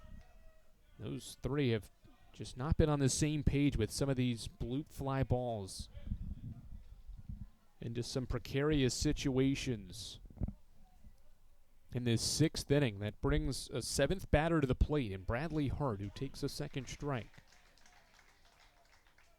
It's been a long inning for Catawba pitching. It started with that 12-pitch at bat in battle between Jake Corville and Kemper Nix. Nix won the battle, but since, the Indians have not recorded an out. Line drive, right field, a base hit for Bradley Hart.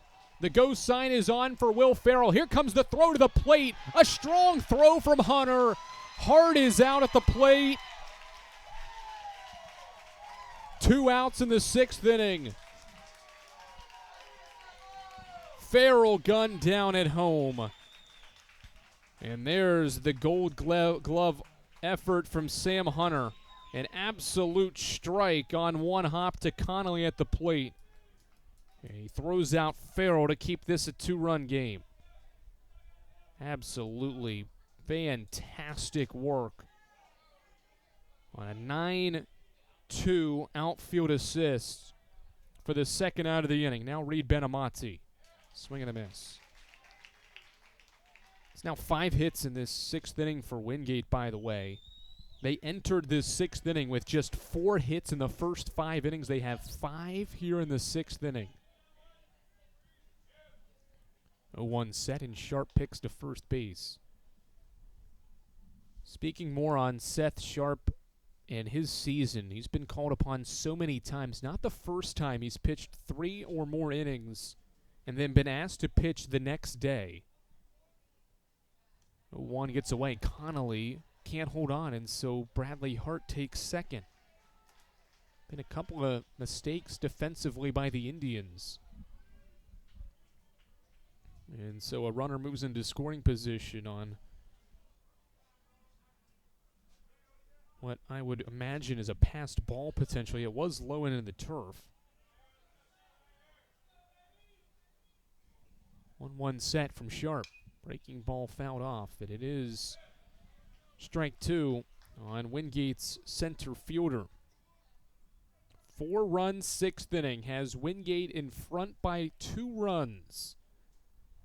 Bulldogs trying to win a tournament title for the 9th time in program history and tie Catawba for the most tournament titles in conference history. 1 ball, 2 strikes. Sharp looks at second base, and the pitch off the plate.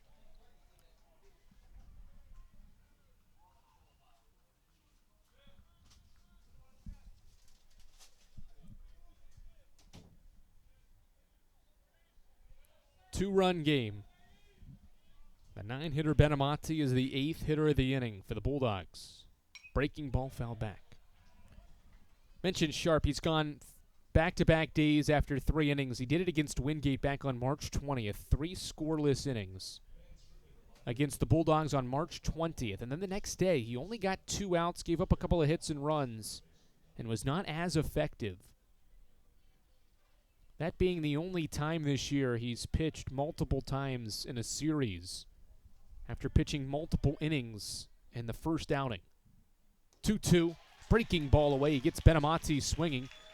And the catch was made by the catcher Connolly, so no throw needed to first base. What a fantastic inning for Wingate. Some defensive miscues by Catawba led to a Tanner McCammon game-tying blast to left center field, his 3rd home run of the series. Helped Wingate tie this thing at 5.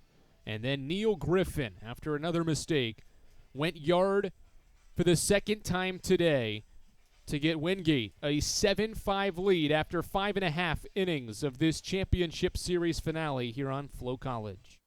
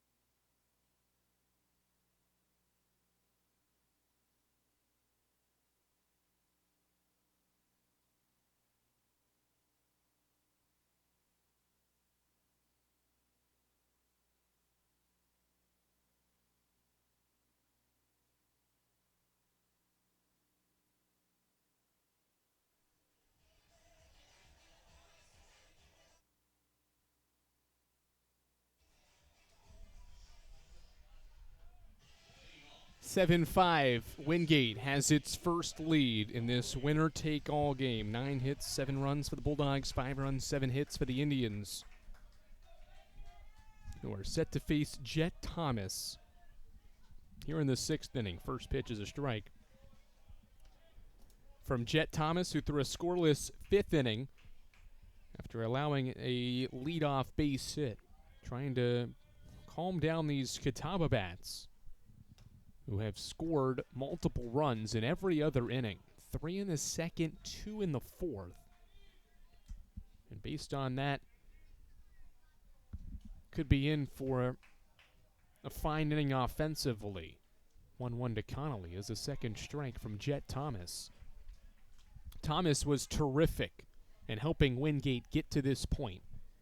He fired 5 scoreless innings to shut down a high-powered Lenore Ryan lineup, and last weekend's come-from-behind 12-11 victory to get the Bulldogs to the championship series. 5 scoreless innings, allowed just 4 hits and struck out 4. In what was his best outing of the year. 2-2 home. Breaking ball away 3-2. Now he's trying to replicate that effort and do something very similar to it. The number one thing that was so effective is Thomas did not allow a free pass in that outing a week ago. Knee-high called strike 3. Thomas has his first strikeout. He gets Connolly looking to begin the 6th inning. How about this? It's Wingate's first strikeout of the winner-take-all game. Between Tony Schuster and Al Thomas, he gets the first strikeout by the Bulldogs staff against this Catawba lineup. Now Malachi Cloud swings behind a fastball. Cloud has reached base twice. RBI single in the second inning, stole 2 bases. Walked in the fourth and then stole 2 bases. He takes a second strike, and Jet Thomas is pitching very well early in this 6th inning. Needed just 5 pitches to retire Connolly, and now is ahead 0-2 on Cloud. Pitch is away. 7-5, Wingate. A 4-run 6th inning because of a pair of 2-run home runs to take a 2-run lead. Swing and a miss. Cloud chases the slider away, and Thomas has consecutive strikeouts to begin the 6th inning. The first 2 strikeouts from Wingate pitching here in this winner-take-all game. Great work from Jet Thomas. A couple of breaking balls to get Cloud, and now Logan Dyer back at the top of this Catawba batting order. First pitch, line drive into left field. Farrell diving. Does he hold on? Yes, he did. Farrell does it with his bat, and now with some glove work. A diving play to rob Logan Dyer of a base hit to end a 6th inning that goes 1-2-3 for Jet Thomas. 2/3 of the way through this winner-take-all game, the Bulldogs lead 7-5.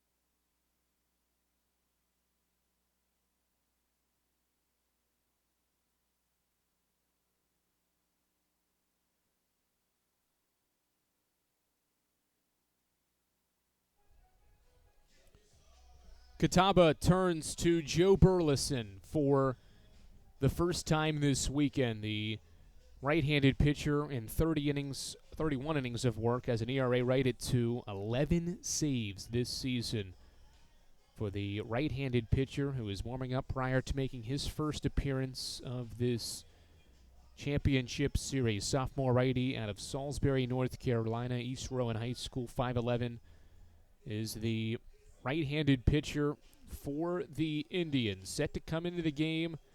First team all-conference reliever gets his first opportunity in a game that sees his club trailing by 2 runs. A kid that has 11 saves this year, coming in a non-save situation.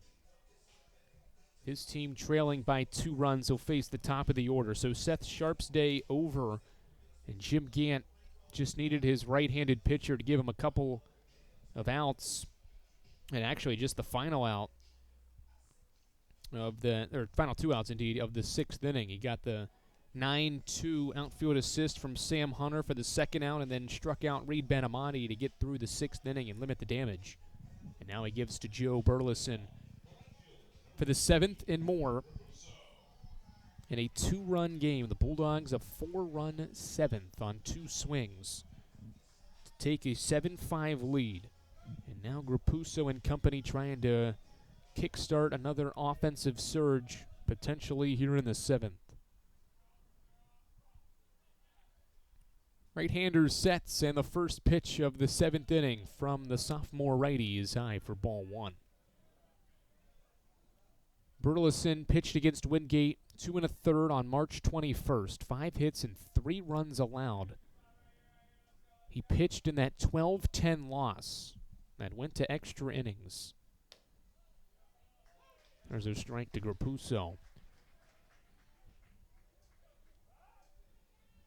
When Joe Burleson came in that 8th inning of that game against the Bulldogs more than a month ago, it was 10-9 Catawba. Ground ball to short. Neil Griffin plays the hops and throws out Grapuso. 1 away in the 7th. Burleson kept his team in front, but then blew the save by giving up a Grapuso RBI single in the 9th with 2 outs. That forced extra innings, and then eventually he allowed Ben Karpowitz to go yard. A 2-run home run that gave Wingate a middle game win in that series. With the Indians in the regular season. This championship series is level, and the second-seeded Bulldogs have a 2-run lead in the 7th inning. First pitch fastball from Burleson is a strike. Burleson, a fastball cutter combination. Does have a slider that has some movement like a curveball that he utilizes as well. 0-1. This one's hit well into center field, and Jake Corville has a second hit in this game. Now 3 in the championship series to give Wingate a 1-out base runner. Bulldogs now have 10 hits in all 3 games of the championship series. Double-digit hits in each of the games, and they've got 6 in the last 2 half innings.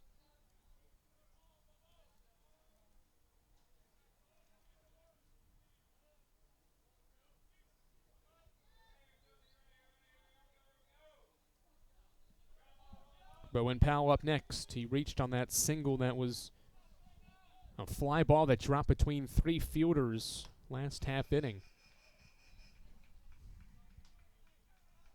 Takes high ball 1. Wingate trying to win 2 games in 1 day against a Catawba team that had won 3 of the 4 meetings entering the day this season. 1-0 fouled back by Powell. The Bulldogs run-ruled Catawba 15-5. In Game 2 of this series, and the first one today to force this winner-take-all game.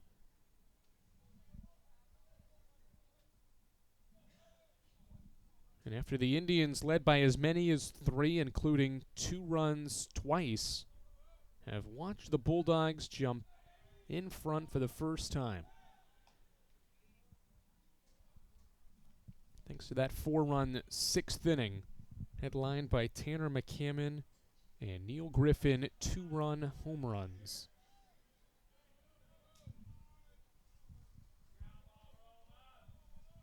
One set. Burleson pitches. Good breaking ball. There is that slider that plays more like a curveball for strike 2.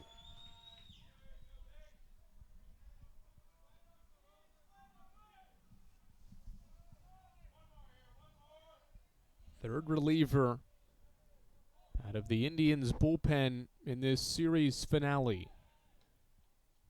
Picked to first base. Game that decides everything. These 2 teams are going to be in the regional tournament, but they want to go in with some extra momentum. And potentially, one of them will get a tournament title for either the 2nd straight year for Catawba or for the 2nd time in 3 years for Wingate.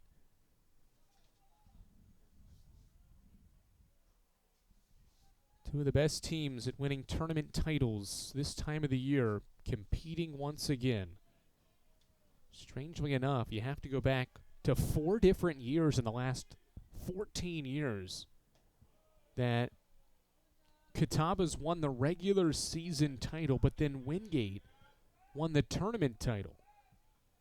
Burleson well high on a breaking ball. It's 2-ball, 2-strike count. 2011, 2015, and 2021 and 2024. The 4 seasons in which Wingate won the tournament title after Catawba won the regular season title. All 3 away, and Powell has worked himself into a nice 3-2 count after falling behind 0-2.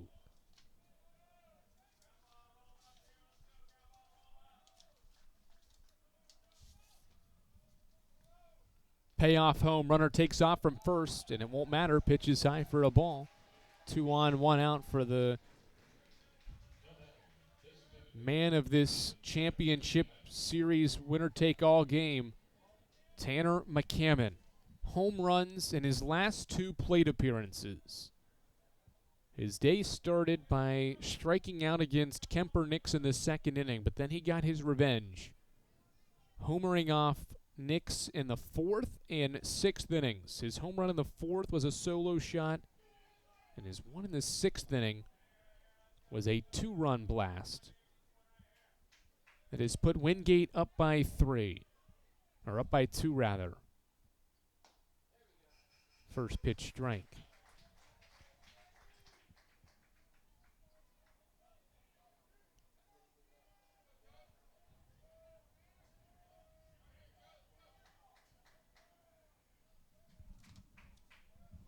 Oh, 1 pause. Burleson working with 2 on and 1 out in the 7th. This is high and away. And the key to this situation is that there's nowhere to put Tanner McCammon. And so the Appalachian State transfer can be pretty selective as Burleson tries to figure out how to get the Wingate designated hitter out. 1-1. Swing and a softly hit ball on 1 hop to short. Nice play by Chrisman. To second for 1, back to first. A much-needed inning-ending double play turn by Catawba's middle infield. It was softly hit. Chrisman played that 1 hop pretty well, and McCammon retired for the first time since the 2nd inning. A 6-4-3 turn keeps Catawba within 2 as we stretch for the home half of the 7th at McCrary Park.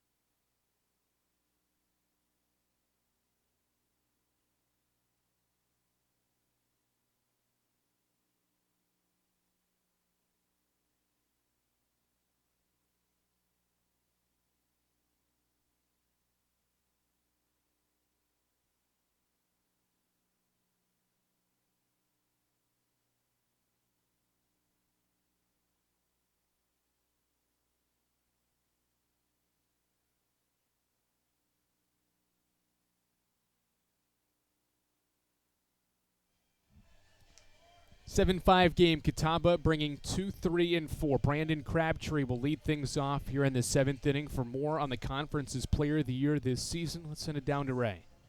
Thanks so much, Andrew. Yeah, this is a moment where you need your Player of the Year to be a tone setter in this bottom of the 7th. He transferred over from Gaston College, and he's been so good for Catawba. The RBI single the last time around, and the coaches in the Catawba dugout say, hey, when you hit it in the air, that's what happens. And funny enough, that's what they were working on with this guy all offseason. He made some adjustments, was hitting more line drives, and Coach Gant said to us, man, sometimes he hits them so hard they just manage to fly over the fence.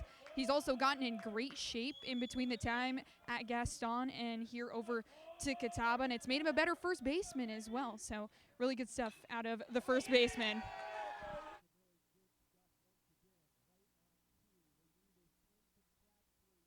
He delivers one here in this 7th inning.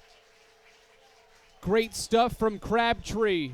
It's a 1-run game when they needed a swing most. The Player of the Year delivers it. Second home run of the championship series has made it a one-run game.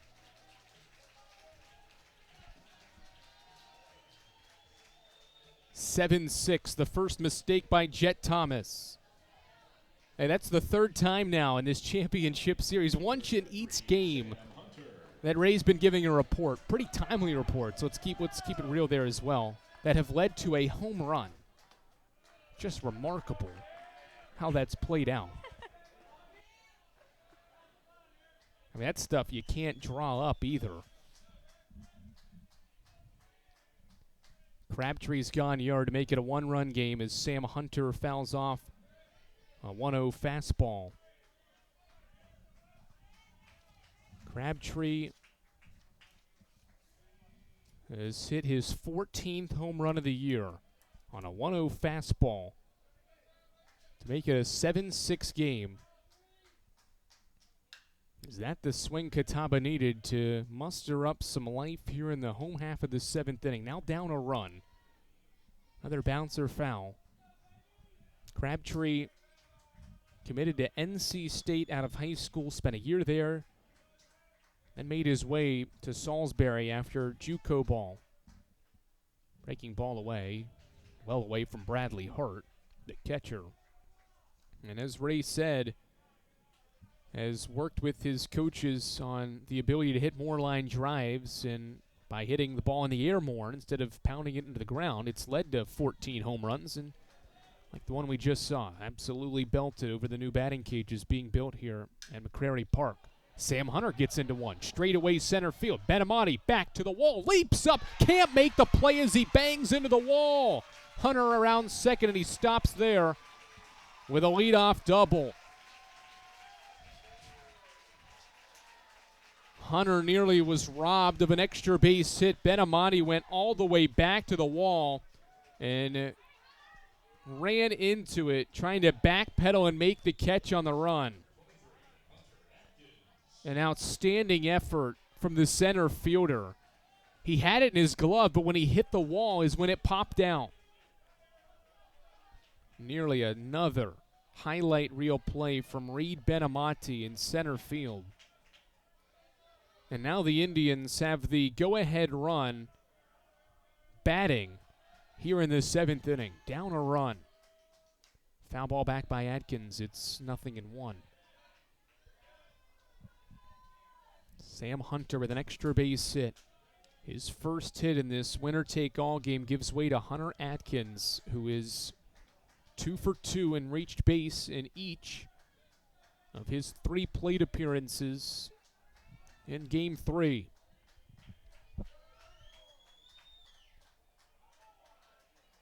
Jet Thomas having some issues, I think, with his pitch comm. Obviously looking down at that wrist to get the signals from the dugout, and so that has brought play to a halt here in the home half of the seventh inning here at McCrary Park.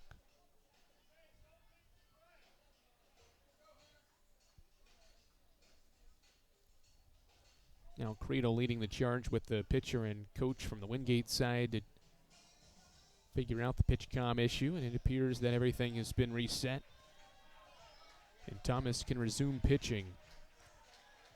Flawless start to Jet Thomas in his relief outings. He retired 6 of the first 7 he faced, but has run into trouble here in the 7th. Home run and a double. Atkins takes high and inside. Home run to Crabtree, double to center by Sam Hunter. And now he's got to face the cleanup batter, Hunter Atkins, with still nobody out. Hunter is picked off. They throw to second. Now back to third. Hunter is out at third.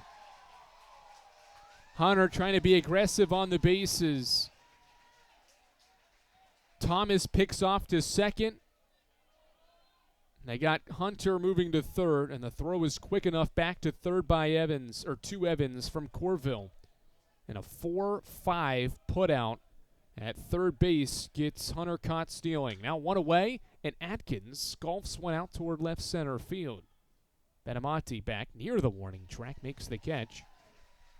And now just like that, there's 2 away in this 7th inning. So if Hunter doesn't get thrown out at third, he could be at third because of the fly ball there from Hunter Atkins. Instead, there's 2 away and nobody aboard for Jake Dunlap in a 1-run game. It's another minor mistake that Catawba has made. A group that has won 42 of its 52 games this year has made a couple of miscues. For the team that doesn't do that very often to hurt themselves. They have hurt themselves in this game. Wingate's taken advantage, and Jet Thomas and company can do that in this inning by retiring Dunlap and getting to the 8th with the lead. Thomas will step off before facing Jake Dunlap. Pitch clock expired as well. Needs to be reset by the umpires, but at this second, the pitch clock hadn't been reset. Now Corrado going to have a conversation with Jim Genny. Had a conversation with Jake Dunlap as well.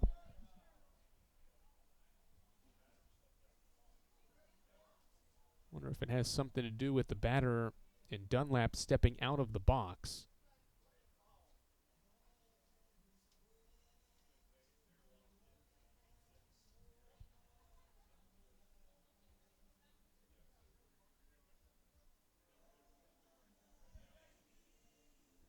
Conversation complete.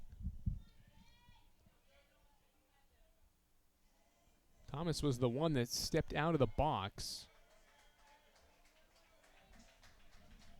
Or stepped off the mound, and that's when Dunlap stepped down. And now we're ready for a 1-0. Ground ball past the pitcher to second. Corville sprinting after it. Gets there, throws to first. Did Powell keep his foot on? He did. 7th inning is over. Jet Thomas gets some help from a Catawba mistake to get through the 7th inning. But Brandon Crabtree, the SAC Player of the Year, with his 14th home run, a solo shot to lead off the 7th, has made it a 1-run game as we head to the 8th inning here on Flow College.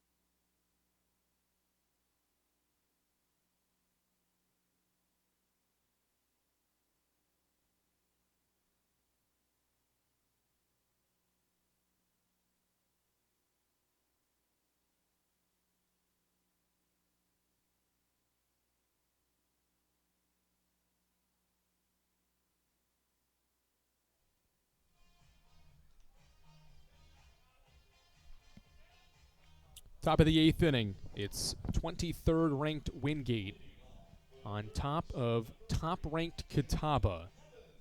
2 of the best in the SAC, meeting for the 6th time this season.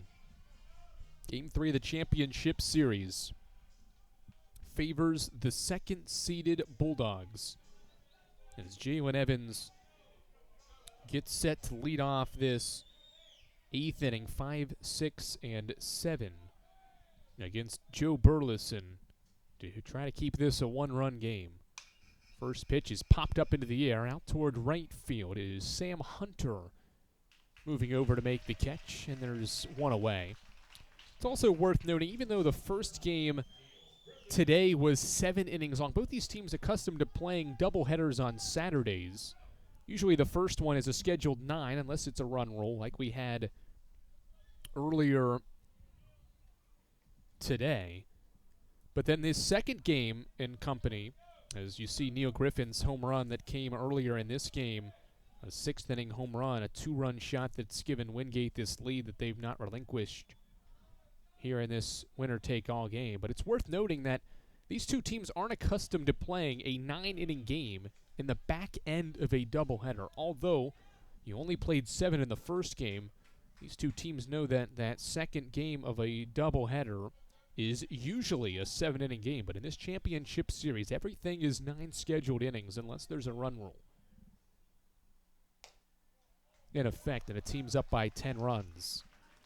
1-1 count as Burleson fires in a strike. And so wonder if that plays a factor, if either of these teams benefit from having to play the 9 full innings. And if one doesn't, 1-1 swing and a miss. Good pitch away to Griffin. It's strike 2. But again, both teams, when it's all said and done here, will have played 16 innings, 7 earlier because of the run rule, and then 9 in this one, unless for some odd reason we play only 8 because of run rule, which doesn't seem very likely, or we head to extras even. Foul ball by Neil Griffin, and it's 1-2. Both these teams have some late wins this season as well. We'll document them when they become relevant, but both these clubs know how to win games down the stretch. Catawba's done it this weekend and has done it twice in the conference tournament. High fastball levels that count. Burleson's a multi-inning guy, so expect him to have the ball in his hands a lot of the way here down the stretch. He's pitched multiple scoreless innings twice in the final month plus of this season. 2-2, hits softly right side. Couple of hops toward Crabtree. Off first to field and throw to Burleson. Nice play. 3-1 putout begins the 8th. Burleson this season has 6 different outings in which he's pitched multiple scoreless innings. Or at least pitched multiple outings, I should say. Most recently going 3 scoreless against Belmont Abbey on April 7th. Belmont Abbey team that is in the regional conversation. Rated 7th in the latest regional rankings, and with a fine Conference Carolinas tournament that's already over. Figured the Crusaders will be in the NCAA tournament potentially, as the first pitch to Neil Griffin, or rather Will Farrell, is ball 1. Rather, Griffin was the second out of the inning. Hadn't put in Jalen Evans' fly out to right earlier this inning in my score sheet. Burleson trying to get a 1-2-3 8th inning as he fires in a high fastball. It's 2-0. Catawba faithful thought it was strike 1. Wingate has sent more than 3 batters to the plate in all but 2 innings, rather all but 3 innings today. 3-0 now. Gonna be hard to find your championship series MVP when it's all said and done, depending on which team wins this winner-take-all game. There have been so many standout performances. 3-0 to Farrell, in there for a strike. Farrell's hit 3 home runs. Tanner McCammon's hit 3 home runs. Neil Griffin's hit 2. Reed Benamontes drove in a bunch of runs. That's only speaking about the Wingate side. Hunter Atkins has had himself a good weekend as well. And then Malachi Cloud was the hero in Game 1. And who knows who could be the hero down the stretch in this game that could alter the score and impact this winner-take-all game as Farrell draws a 2-out walk for Bradley Hart.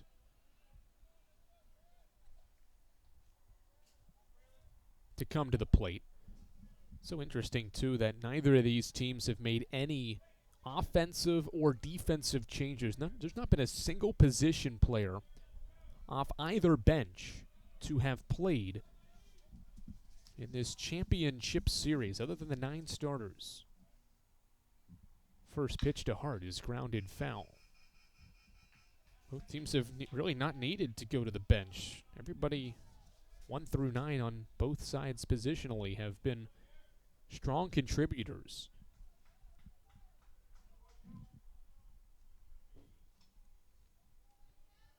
One-run game in the 8th inning. Wingate's 4-run 6th inning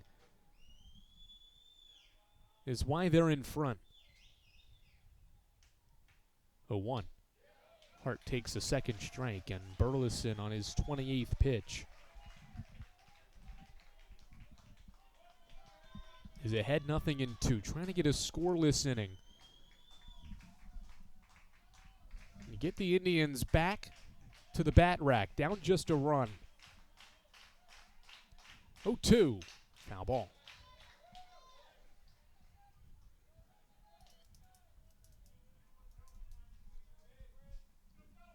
McCrary Park, the site for this SAC Championship Series for the 3rd straight year.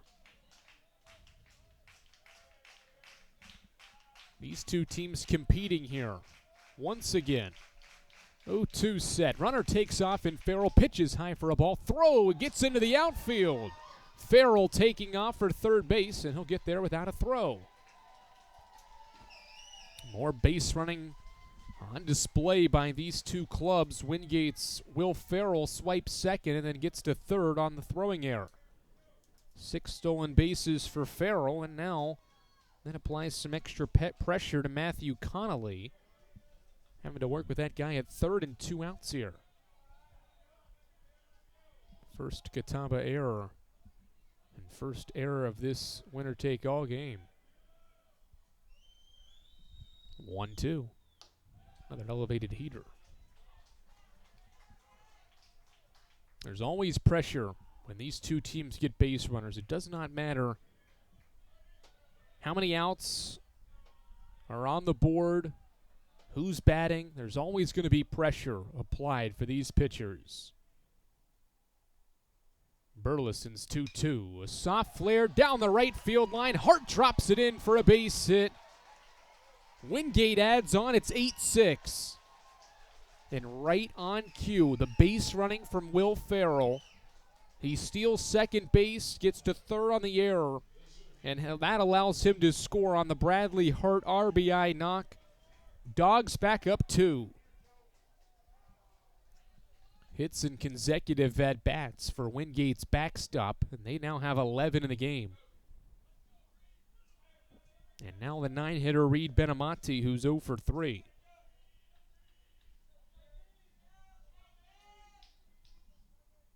First pitch, grounded sharply to second. Hubbard to his left will field and throw out Benamonte, but 2-out offense for Wingate in the 8th inning. They go back up by 2 and get the Crabtree home run back by watching Bradley Hart single down the right field line after Farrell stole second, got to third on an error. Hart scores him with an RBI single, and the Bulldogs lead 8-6 after 7.5 here on Flow College.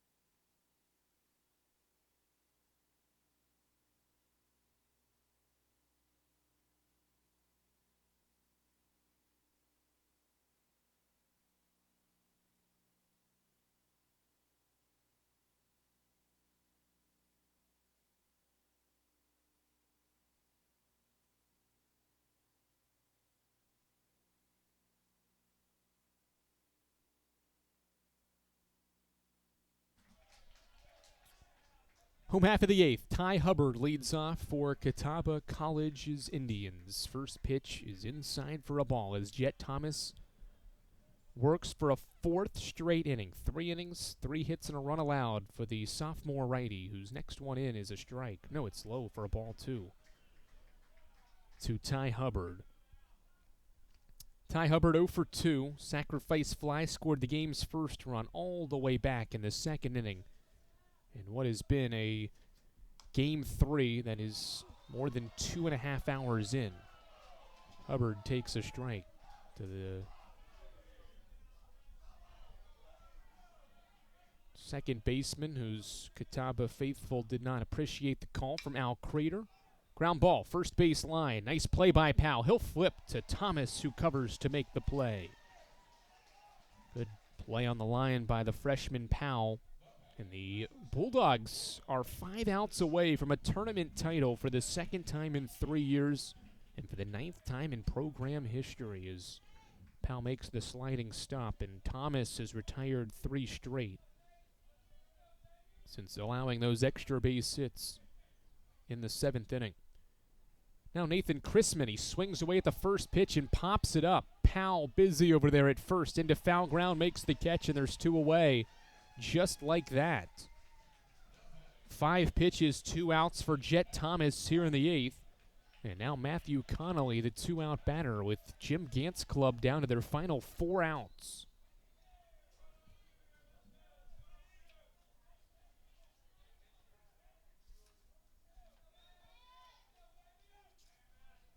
Thomas winds and pitches to Connolly, the catcher, and he takes a strike as Thomas fired in his 37th pitch. Very efficient work from the righty through 3 2/3 innings.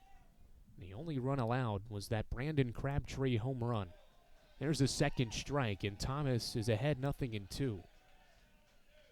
Sophomore's doing things that he did last weekend to get Wingate to this spot. 5 scoreless against LR to get them here.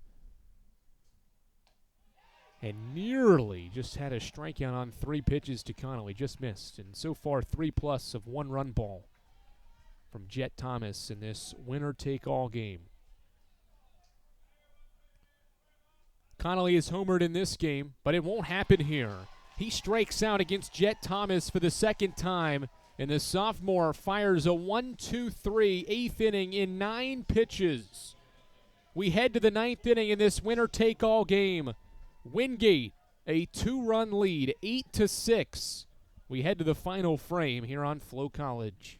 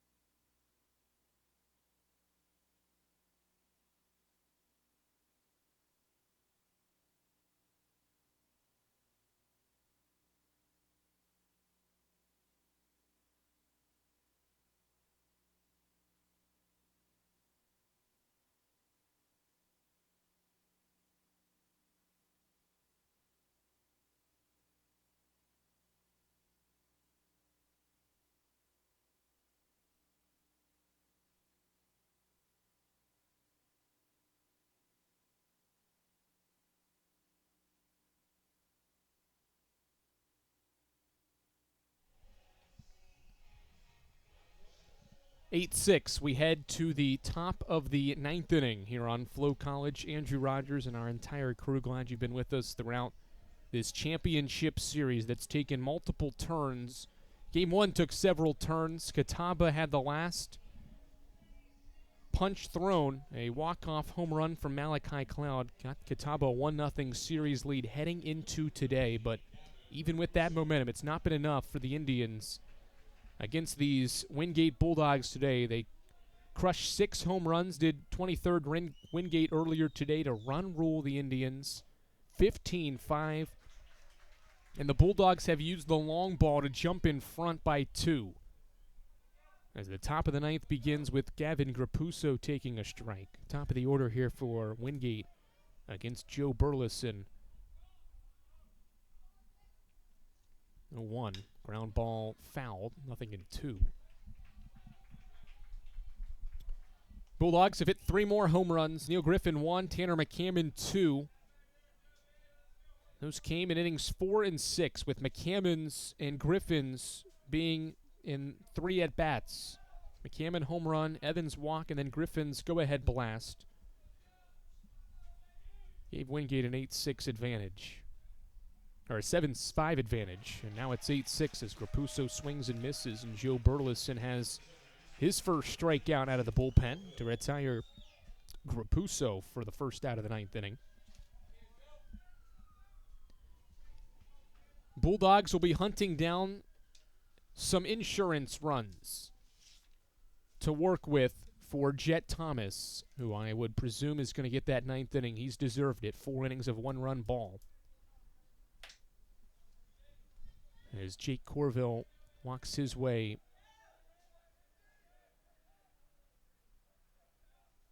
to the plate. Sun shining here at McCrary Park as the first pitch to Corville is grounded to short. Chrisman up with it, throws out Wingate's second baseman, and there's 2 away quickly for Burleson here in the 9th.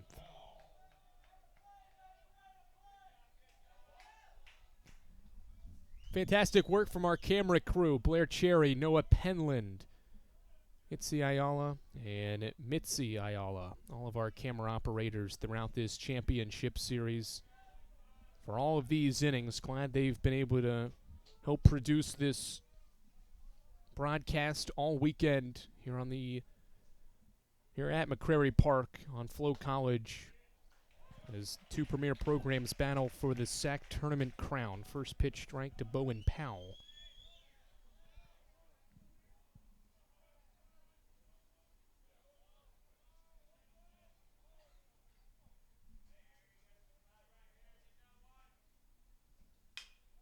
Foul ball, it's nothing in 2 as Burleson continues to be extremely effective. Looking to pitch a 1-2-3 9th inning. He's retired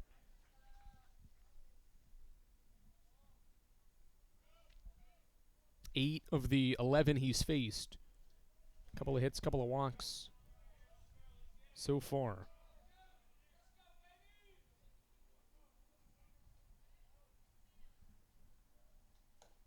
Oh, 2 away. Powell leaned over and stayed away.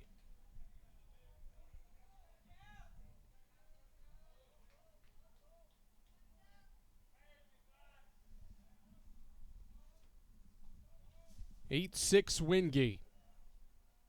Burleson trying to keep it a 2-run deficit for his offense to work with in the 9th, and he does just that. He starts the 9th with a strikeout and ends it with 1 as well. A 1-2-3, top of the 9th from Joe Burleson. And now the Catawba Bats will come to the plate in the bottom of the 9th, trailing by 2 in the winner-take-all game here at the SAC Championship Series. Do the Indians have another 9th inning rally in them? We'll find out together after this.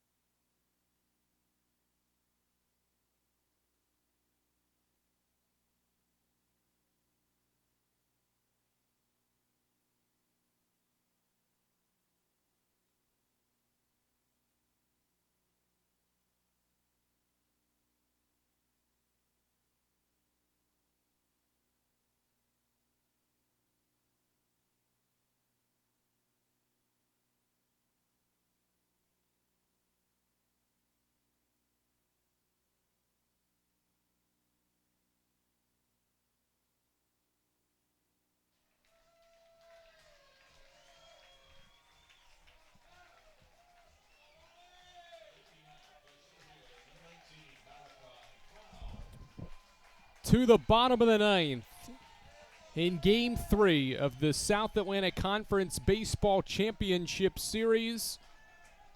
Jet Thomas to work. First pitch, line drive, base hit for Malachi Cloud. And the Catawba crowd starting to rise to its feet as they try to urge this offense to a ninth inning rally. Cloud, a leadoff single on the first pitch of the ninth. Gives the Indians a base runner, and now the lineup card back to the top. Right away, the Indians have pressure applied as Cloud has his second hit of this series finale. Catawba this season has won games in the ninth inning or later on 7 different occasions. Jet Thomas's first one to Logan Dyer runs away, and it's 1-0. The 7th one was the first of this series. Game was tied at 5 until Malachi Cloud's game-winning walk-off home run yesterday evening. He's picked that at first, back safely. Catawba's won games in the ninth inning this year on January 30th against Nova Southeastern, February 17th against Belmont Abbey.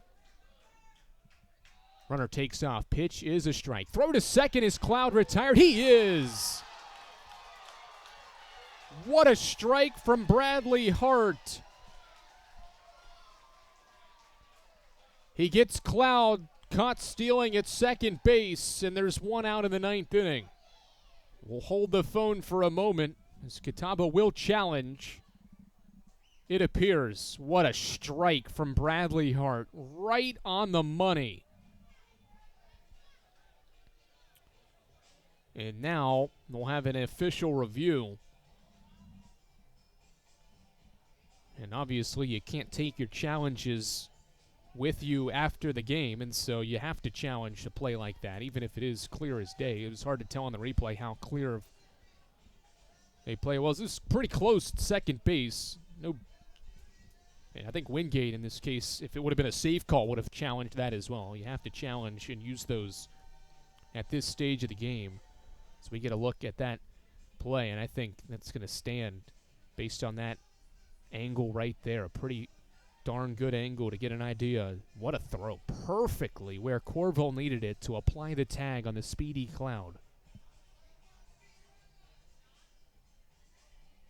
If that ball is near the bag, Cloud's probably out. But see where it is? It's located a couple of feet away from second base, and it was there perfectly in time to get Cloud. And there you see the tag, which is well before that right foot slides into second base. Would imagine this is going to stand. And fantastic work by Michael Stone, the second base umpire, all over it to make that call.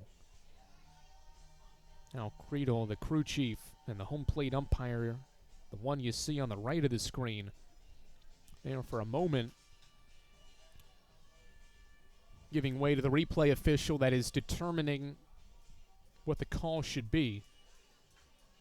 It was an out on the field, and based on my judgment, I think this is going to stand as long as they see enough of Corville's glove hitting Cloud up near his left arm, left chest area prior to that right foot sliding in safely. Leadoff single, but it may be wiped away if Cloud is caught stealing here in this ninth inning. And that determines whether the call stands or not. And indeed, the call stands. A clutch play from the junior catcher, Bradley Hart, puts an out on the board for the Wingate defense, and they are just 2 outs away from a tournament championship for the second time in 3 years. Third pitch to Dyer, hit right back to Thomas. He runs to first, and there's 2 away. Dyer crushed it back up the middle, but right to the pitcher, Jet Thomas. And the Bulldogs are an out away from sweeping 2 games against top-ranked Catawba here today. Facing elimination earlier to now being in a position and just a few pitches away to winning a tournament championship. Jet Thomas to face the player of the year, and the first pitch is high for ball one. Still tough hitters to get out here. And Sam Hunter after Crabtree if he can continue this game, and then Hunter Atkins. 1-0. Crabtree takes a strike. The conference's player of the year has reached base now in 50 of Catawba's 53 games. 2 for 4 in this one.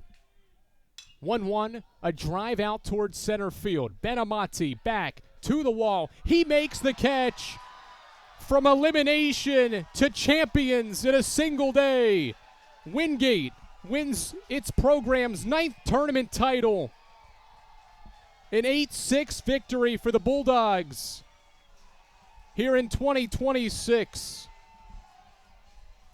A run rule win to force the winner-take-all, and then a home run-filled 6th inning helps Wingate take down top-ranked and top-seeded Catawba 8-6 in the winner-take-all game.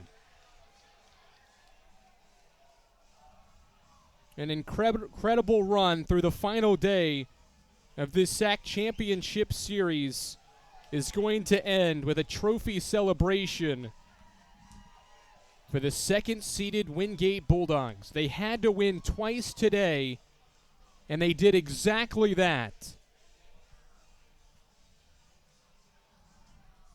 Bulldogs are tournament champions for the 2nd time in 3 seasons. And they do not allow Catawba to complete the double in consecutive seasons. The Indians won the regular season each of the last 3 seasons. They won the tournament title last year, but couldn't close out a high-powered Wingate offense on this Saturday afternoon in Asheboro, North Carolina at McCrary Park. Brandon Crabtree hit one well out towards center field, but it stayed in this park that's seen a lot of home runs this weekend. And then Benamati, how about that? The backflip to seal the victory, and the celebration was on for the Dogs at McCrary Park. What a fun championship series this was. A great moment from head coach Jeff Gregory and his staff that entered the day down a game in the series knowing they had to play twice to win. And they found a way, a consistent, reliable, gutsy group finds a way once again. That was the main thing that head coach Jeff Gregory told us prior to the day in this weekend series. He's got a gritty group, and they play all the outs. They don't ever give up, and they were down as many as 3 in this winner-take-all game and needed a 4-run 6th inning that was led by 2 2-run home runs from Neil Griffin and Tanner McCammon to set up an opportunity to raise the SAC tournament title trophy for a 2nd time in 3 years and for a 9th time in program history.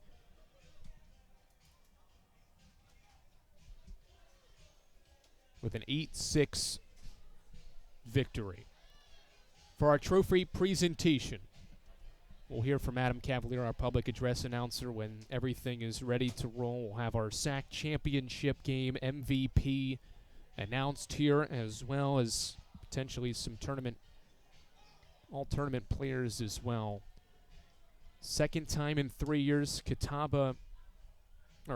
Wingate wins the tournament championship. It's the 5th time in the last decade and a half that Wingate wins the tournament title after Catawba wins the regular season title. 2011, 2015, 2021, 2024 were all years that Catawba baseball won the regular season title, but then Wingate won the tournament title. And they did it by winning twice here on this Saturday afternoon. The Bulldogs victorious, and something that has plagued them throughout this entire season was their pitching staff that's had to grow throughout the year because of injuries. They've allowed some late leads, but that was not the case today. Their offense was fantastic, and then some great pitching all afternoon from Jet Thomas down the stretch. to earn his 4th win of the year. He ends the day going 5 innings of 1-run ball on just 47 pitches to help 23rd ranked Wingate win the South Atlantic Conference Tournament Championship by a final score of 8-6. A Bulldogs offense that compiled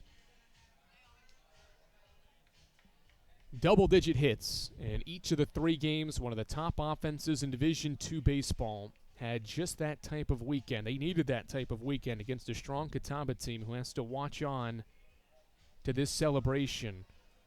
It's been an outstanding season for the Indians. First time all year they've lost back-to-back games. But it won't be their last time taking the field in 2026. They'll have a little extra motivation in next week's Southeast Regional Tournament, while Wingate's going to have all this momentum from taking down one of the top teams in the country twice in one day. And they had to do it with their ace going in Game 1 and being the pitcher in the game the Bulldogs lost. J.D. Little and Jackson Toney, today's starting pitchers for the Bulldogs, with terrific work, and then Jet Thomas closed out a 9th tournament title for the Wingate Bulldogs. We'll let the public address announcer Adam Cavalier take you through the trophy presentation.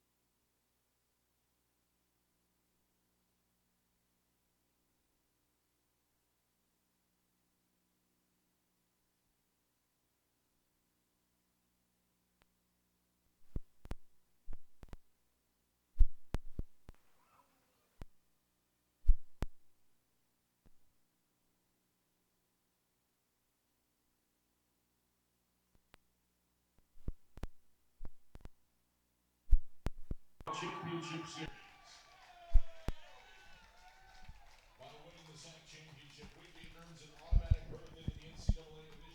Wingate has been given the South Atlantic Conference Tournament trophy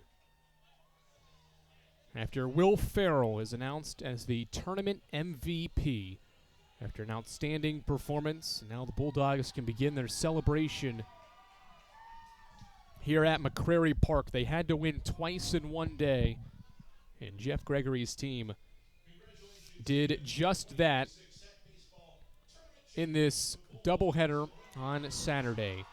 What a day. And how about Will Farrell as well? We're going to hear from Farrell and Wingate head coach Jeff Gregory as well. 8-6 victory. Will Farrell, what a tournament for the MVP.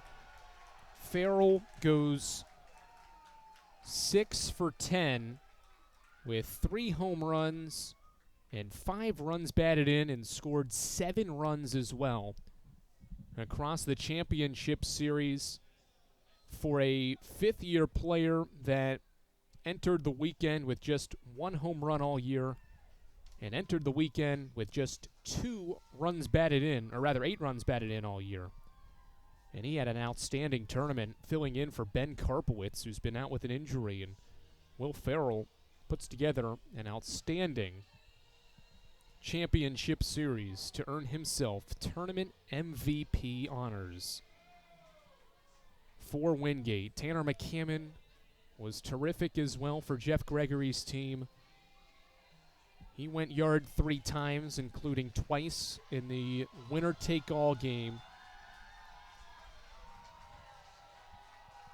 for the Wingate Bulldogs to win their 9th tournament title, and they now tie Catawba for the most tournament titles in SAC baseball history. And it's just so strange. It's the 5th time now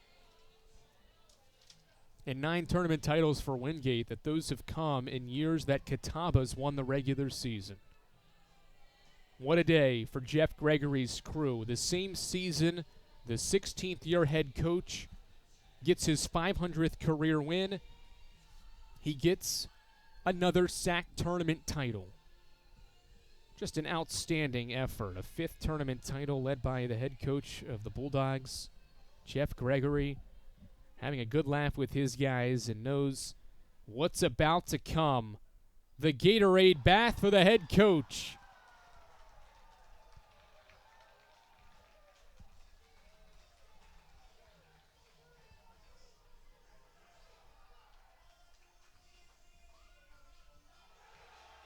A run rule victory and then a winner-take-all victory with an 8-6 final here on Flow College. We're going to hear from head coach Jeff Gregory during this post-game conversation, or this post-game recap, as well as the championship's MVP.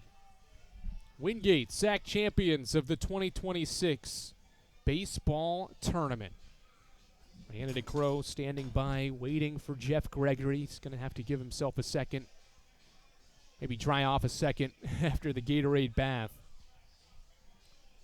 from his players down on the field.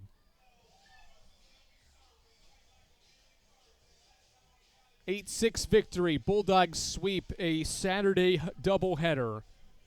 Facing elimination, they turn themselves into champions. And now standing by with victorious head coach Jeff Gregory is Rayanna DeCrow. Thanks so much, Andrew. A whole year's worth of work up to this moment. Coach, how do you feel right now? Really, really happy. Emotion comes out again. These guys have worked really, really hard. It really started off 12 months ago after kind of walking off the field where we did. They put their head down. They decided there was like something they wanted to accomplish this year, and they have been about that all year long. And they have stayed with it. They have rolled with the punches. They have handled adversity, and they have found a way to get it done. And here we are. We've won the tournament and doing it in a style where you've got to beat one of the best teams in the country twice, and they did that today. So can't be more proud of them. I got to be front row for the emotion that happened around your team today. But for those at home that couldn't, this group about what is the emotions that you're sharing with your team? They're about each other, and like you know the amount of work they put in, you know how hard it is to be able to do this, and you have to stay with a lot of stuff. And it's just like the time, effort, and energy they put into it on a daily basis. And to see them accomplish something like this is just awesome. You just feel so excited for them, so proud for them, and they've earned it, and that's been phenomenal. And, it's just like the emotions kind of come with it, but they're excited because they're sharing it with each other, and I think that's great. I think tug of war was kind of a theme throughout this series, but you guys were absolutely relentless. How were you able to just keep coming back and staying in this ball game? It's a tribute to the guys, but you have to be that way. It is a tug of war. When two good teams match up, that you're going to have to, have answer backs, holds, and find a way to get it done. And they did that. And so, like, whether it would be from the very beginning where you're trying to find ways to limit innings, even though you're giving up some runs, to where you get to jet in the back end of it, and like holding it for 5 innings and finding a way to get it done. And then, like, Ben Amati grabbing the ball, come back over the fence to some clutch at bats where we're driving the ball to the ballpark, but then it's situational where we swipe a bag and steal another one on the overthrow, and we push one across, and Brad Hart gets a big knock where we need it to kind of push the lead to 2. Like, you just have to be about that, and they just did an excellent job with it all weekend long. Tanner McCammon, Will Farrell, they were your kind of big lineup this weekend. Just those two guys that you liked. There's what's not to like. Farrell stepped in a situation when Karpowicz got, banged up a little bit in the first game of the tournament, and just like we didn't skip a beat. And that's why I've been so proud of him, because like he's been in a role where it's been more situational, and Karpwitz has been in front of him, who's like, put up huge power numbers and huge production, but he stayed ready. And then he comes in and he has a moment where the team like relied on him, and that was phenomenal by his part. And McCammon has just been so consistent all year long. He stays super steady with everything he does, and then like just to come up with clutch hit after clutch hit after clutch hit. And it's not just singles, but it's driving the ball to the ballpark, it's production, keeping things going, and they both were just phenomenal. Celebration look like for Jeff Gregory after the SAC championship? Getting ready for next weekend. I think that's kind of how I go. I just like to put my head down, go to work. We'll take a deep breath, kind of relax a little bit, and then we'll get ready for next weekend. So I think that's probably what it will be for me. Coach, congratulations. Good luck in the regional. Thank you so much. Thank you. Jeff Gregory, Andrew, back up to you. Thanks, Rayanna. Certainly a very happy Jeff Gregory as his team puts together a quality Saturday to win the SAC Baseball Championship Series by a final score of 8-6. It's the second time that a team in this regional style format that's led to the championship series has lost the first game and then rallied to win a sweep of a doubleheader to win the conference tournament title. Now let's hear from our championship series MVP, Will Farrell, standing by with Ray. Thanks so much, Andrew. You've been here for 5 years, been through a couple of these championships now, but this one a little bit different, a little sweeter. Just what are the emotions like right now? Hard to really understand what's going on. I mean, I just love this group so much. We talked earlier. I mean, I'm around special people, special coaches. I play for everyone in that dugout. I mean, it's been a long journey, and again, all glory to God. But this one means more. I mean, last year, oldest guy on the team, I felt like, I don't know, it just feels really nice. Coach has praised you for being kind of a glue guy. What did it mean to kind of come in, make a spot start in a spot where, someone couldn't play today, and then you come up so big? I don't know. Every day I show up prepared. I think that's a big thing, is just showing up prepared and, always being in that right mental state. I mean, I think all glory to God. Kind of have described the relationship with your teammates, but they had a big greeting for you when you had that tournament MVP announced. Just what did it feel like to kind of walk back into that huddle and be greeted by them? I mean, it was surreal. Again, I love these people more than I can explain. I mean, right now it's hard really. How are you celebrating tonight? Oh, my sister's actually graduated from NC State. Go Pack. We're going to Raleigh. So that's how. Use this to go into the regional, play some really tough teams, but now you've been through the ringer, you've been through the battle. We just can't be satisfied. I mean, the 2021 team set the standard, winning the national championship. They also won tournament that year, so I mean, just can't be satisfied. We got more work to do. Will Farrell, your tournament MVP. Thank you. Thank you. Andrew, back up to you. Thanks so much. Thanks, Ray. Great work from Will Farrell, all championship series long. 3 long balls, including a couple a day that helped get Wingate into this winner-take-all game and set up an opportunity to defeat the top-ranked team twice, and the Bulldogs did just that. And you heard Will Farrell say it. Wingate won the national championship under head coach Jeff Gregory in 2021. They won the tournament title that year. They won the tournament title in 2024, didn't make it that far this go-around. Or 2 years ago in that go-around, but have another opportunity to go on another magical run for what will be a 39-win program entering the Southeast Regional Tournament. And we'll see what happens with the regional. Wingate was the 4th seed entering this championship series and now has done something no team's done all year, and that's beat Catawba twice this season. So the Bulldogs have 2 of the best wins of any team. That'll be in the regional next week, so maybe the Bulldogs can sneak up to 2 or 3 depending on how the committee votes and ranks teams 1 through 8. But the Bulldogs do know they'll be there, and they have earned the automatic bid to the NCAA tournament next weekend. Tanner McCammon had a terrific tournament as well. He went yard 3 times. He had 7 hits this championship series. He's standing by with Rayanna DeCrow after this tournament victory for the Bulldogs. Ray? Andrew, thanks so much. Tanner, I mean, a lot going on right now, a lot of emotions, a lot of happiness. Just what are you feeling right now? Listen, I love these guys. They put in more work and effort than anybody I've ever played with before, and I'll go to battle with these guys any day of the week. To God be the glory. I mean, these guys, they're family. We love them. You transfer over from App State. This is your first year with Wingate, and you get a tournament championship right off the bat. What has it been like being with this group of guys this year and to get this big victory at the end of the season? Listen, this is my family. I love the Bulldogs. I'll be a Bulldog for life, and I'll do anything for one of these guys or any of these guys. And fun thing is we're not done yet, so I'm looking forward to see where the rest of the season takes us, and go Dogs. A couple of big jacks today, too. Just what did it feel like to come up big for your team, and what were you seeing in the box that was working so well? Listen, our scouting reports this year have just been phenomenal, and that's a credit to Coach Riley, but also my teammates and what they've told me. So, sometimes it's better to turn my brain off when I get in the box, and I think it pays dividends every once in a while. And again, look, the guys getting on base before me, the stuff they've telling me in the box, like, it all goes back to each other. And I wouldn't be here without them. Those jacks wouldn't have come without them or the coaching staff, and I'm blessed to be a part of this team. We've heard from the insiders that, you're pretty consistent emotionally, but saw you get pretty fired up on a couple of those. Just what were you feeling out there that made you kind of jump out of your shell a little bit? Yeah, usually I'm a quiet, competitive kind of person. I think everybody knows that. But in big moments like today, in big games like today, I think the team wants to see it, and I think they need to see it. And I'm blessed to be a leader of this team. And, sometimes the emotions get the better of us, and I love it. How do you soak this in, but also use this for fuel for the regional? I think it's just maybe a 24-hour rule. We'll enjoy it for 24 hours, and at the end of that, we've got a regional to go compete in, and hopefully a national championship to go win. And that's the goal. Well, Tanner, nice work. Congratulations. Thank you. Andrew, back up to you. Thanks, Ray. Fantastic work from you and Tanner throughout this championship series.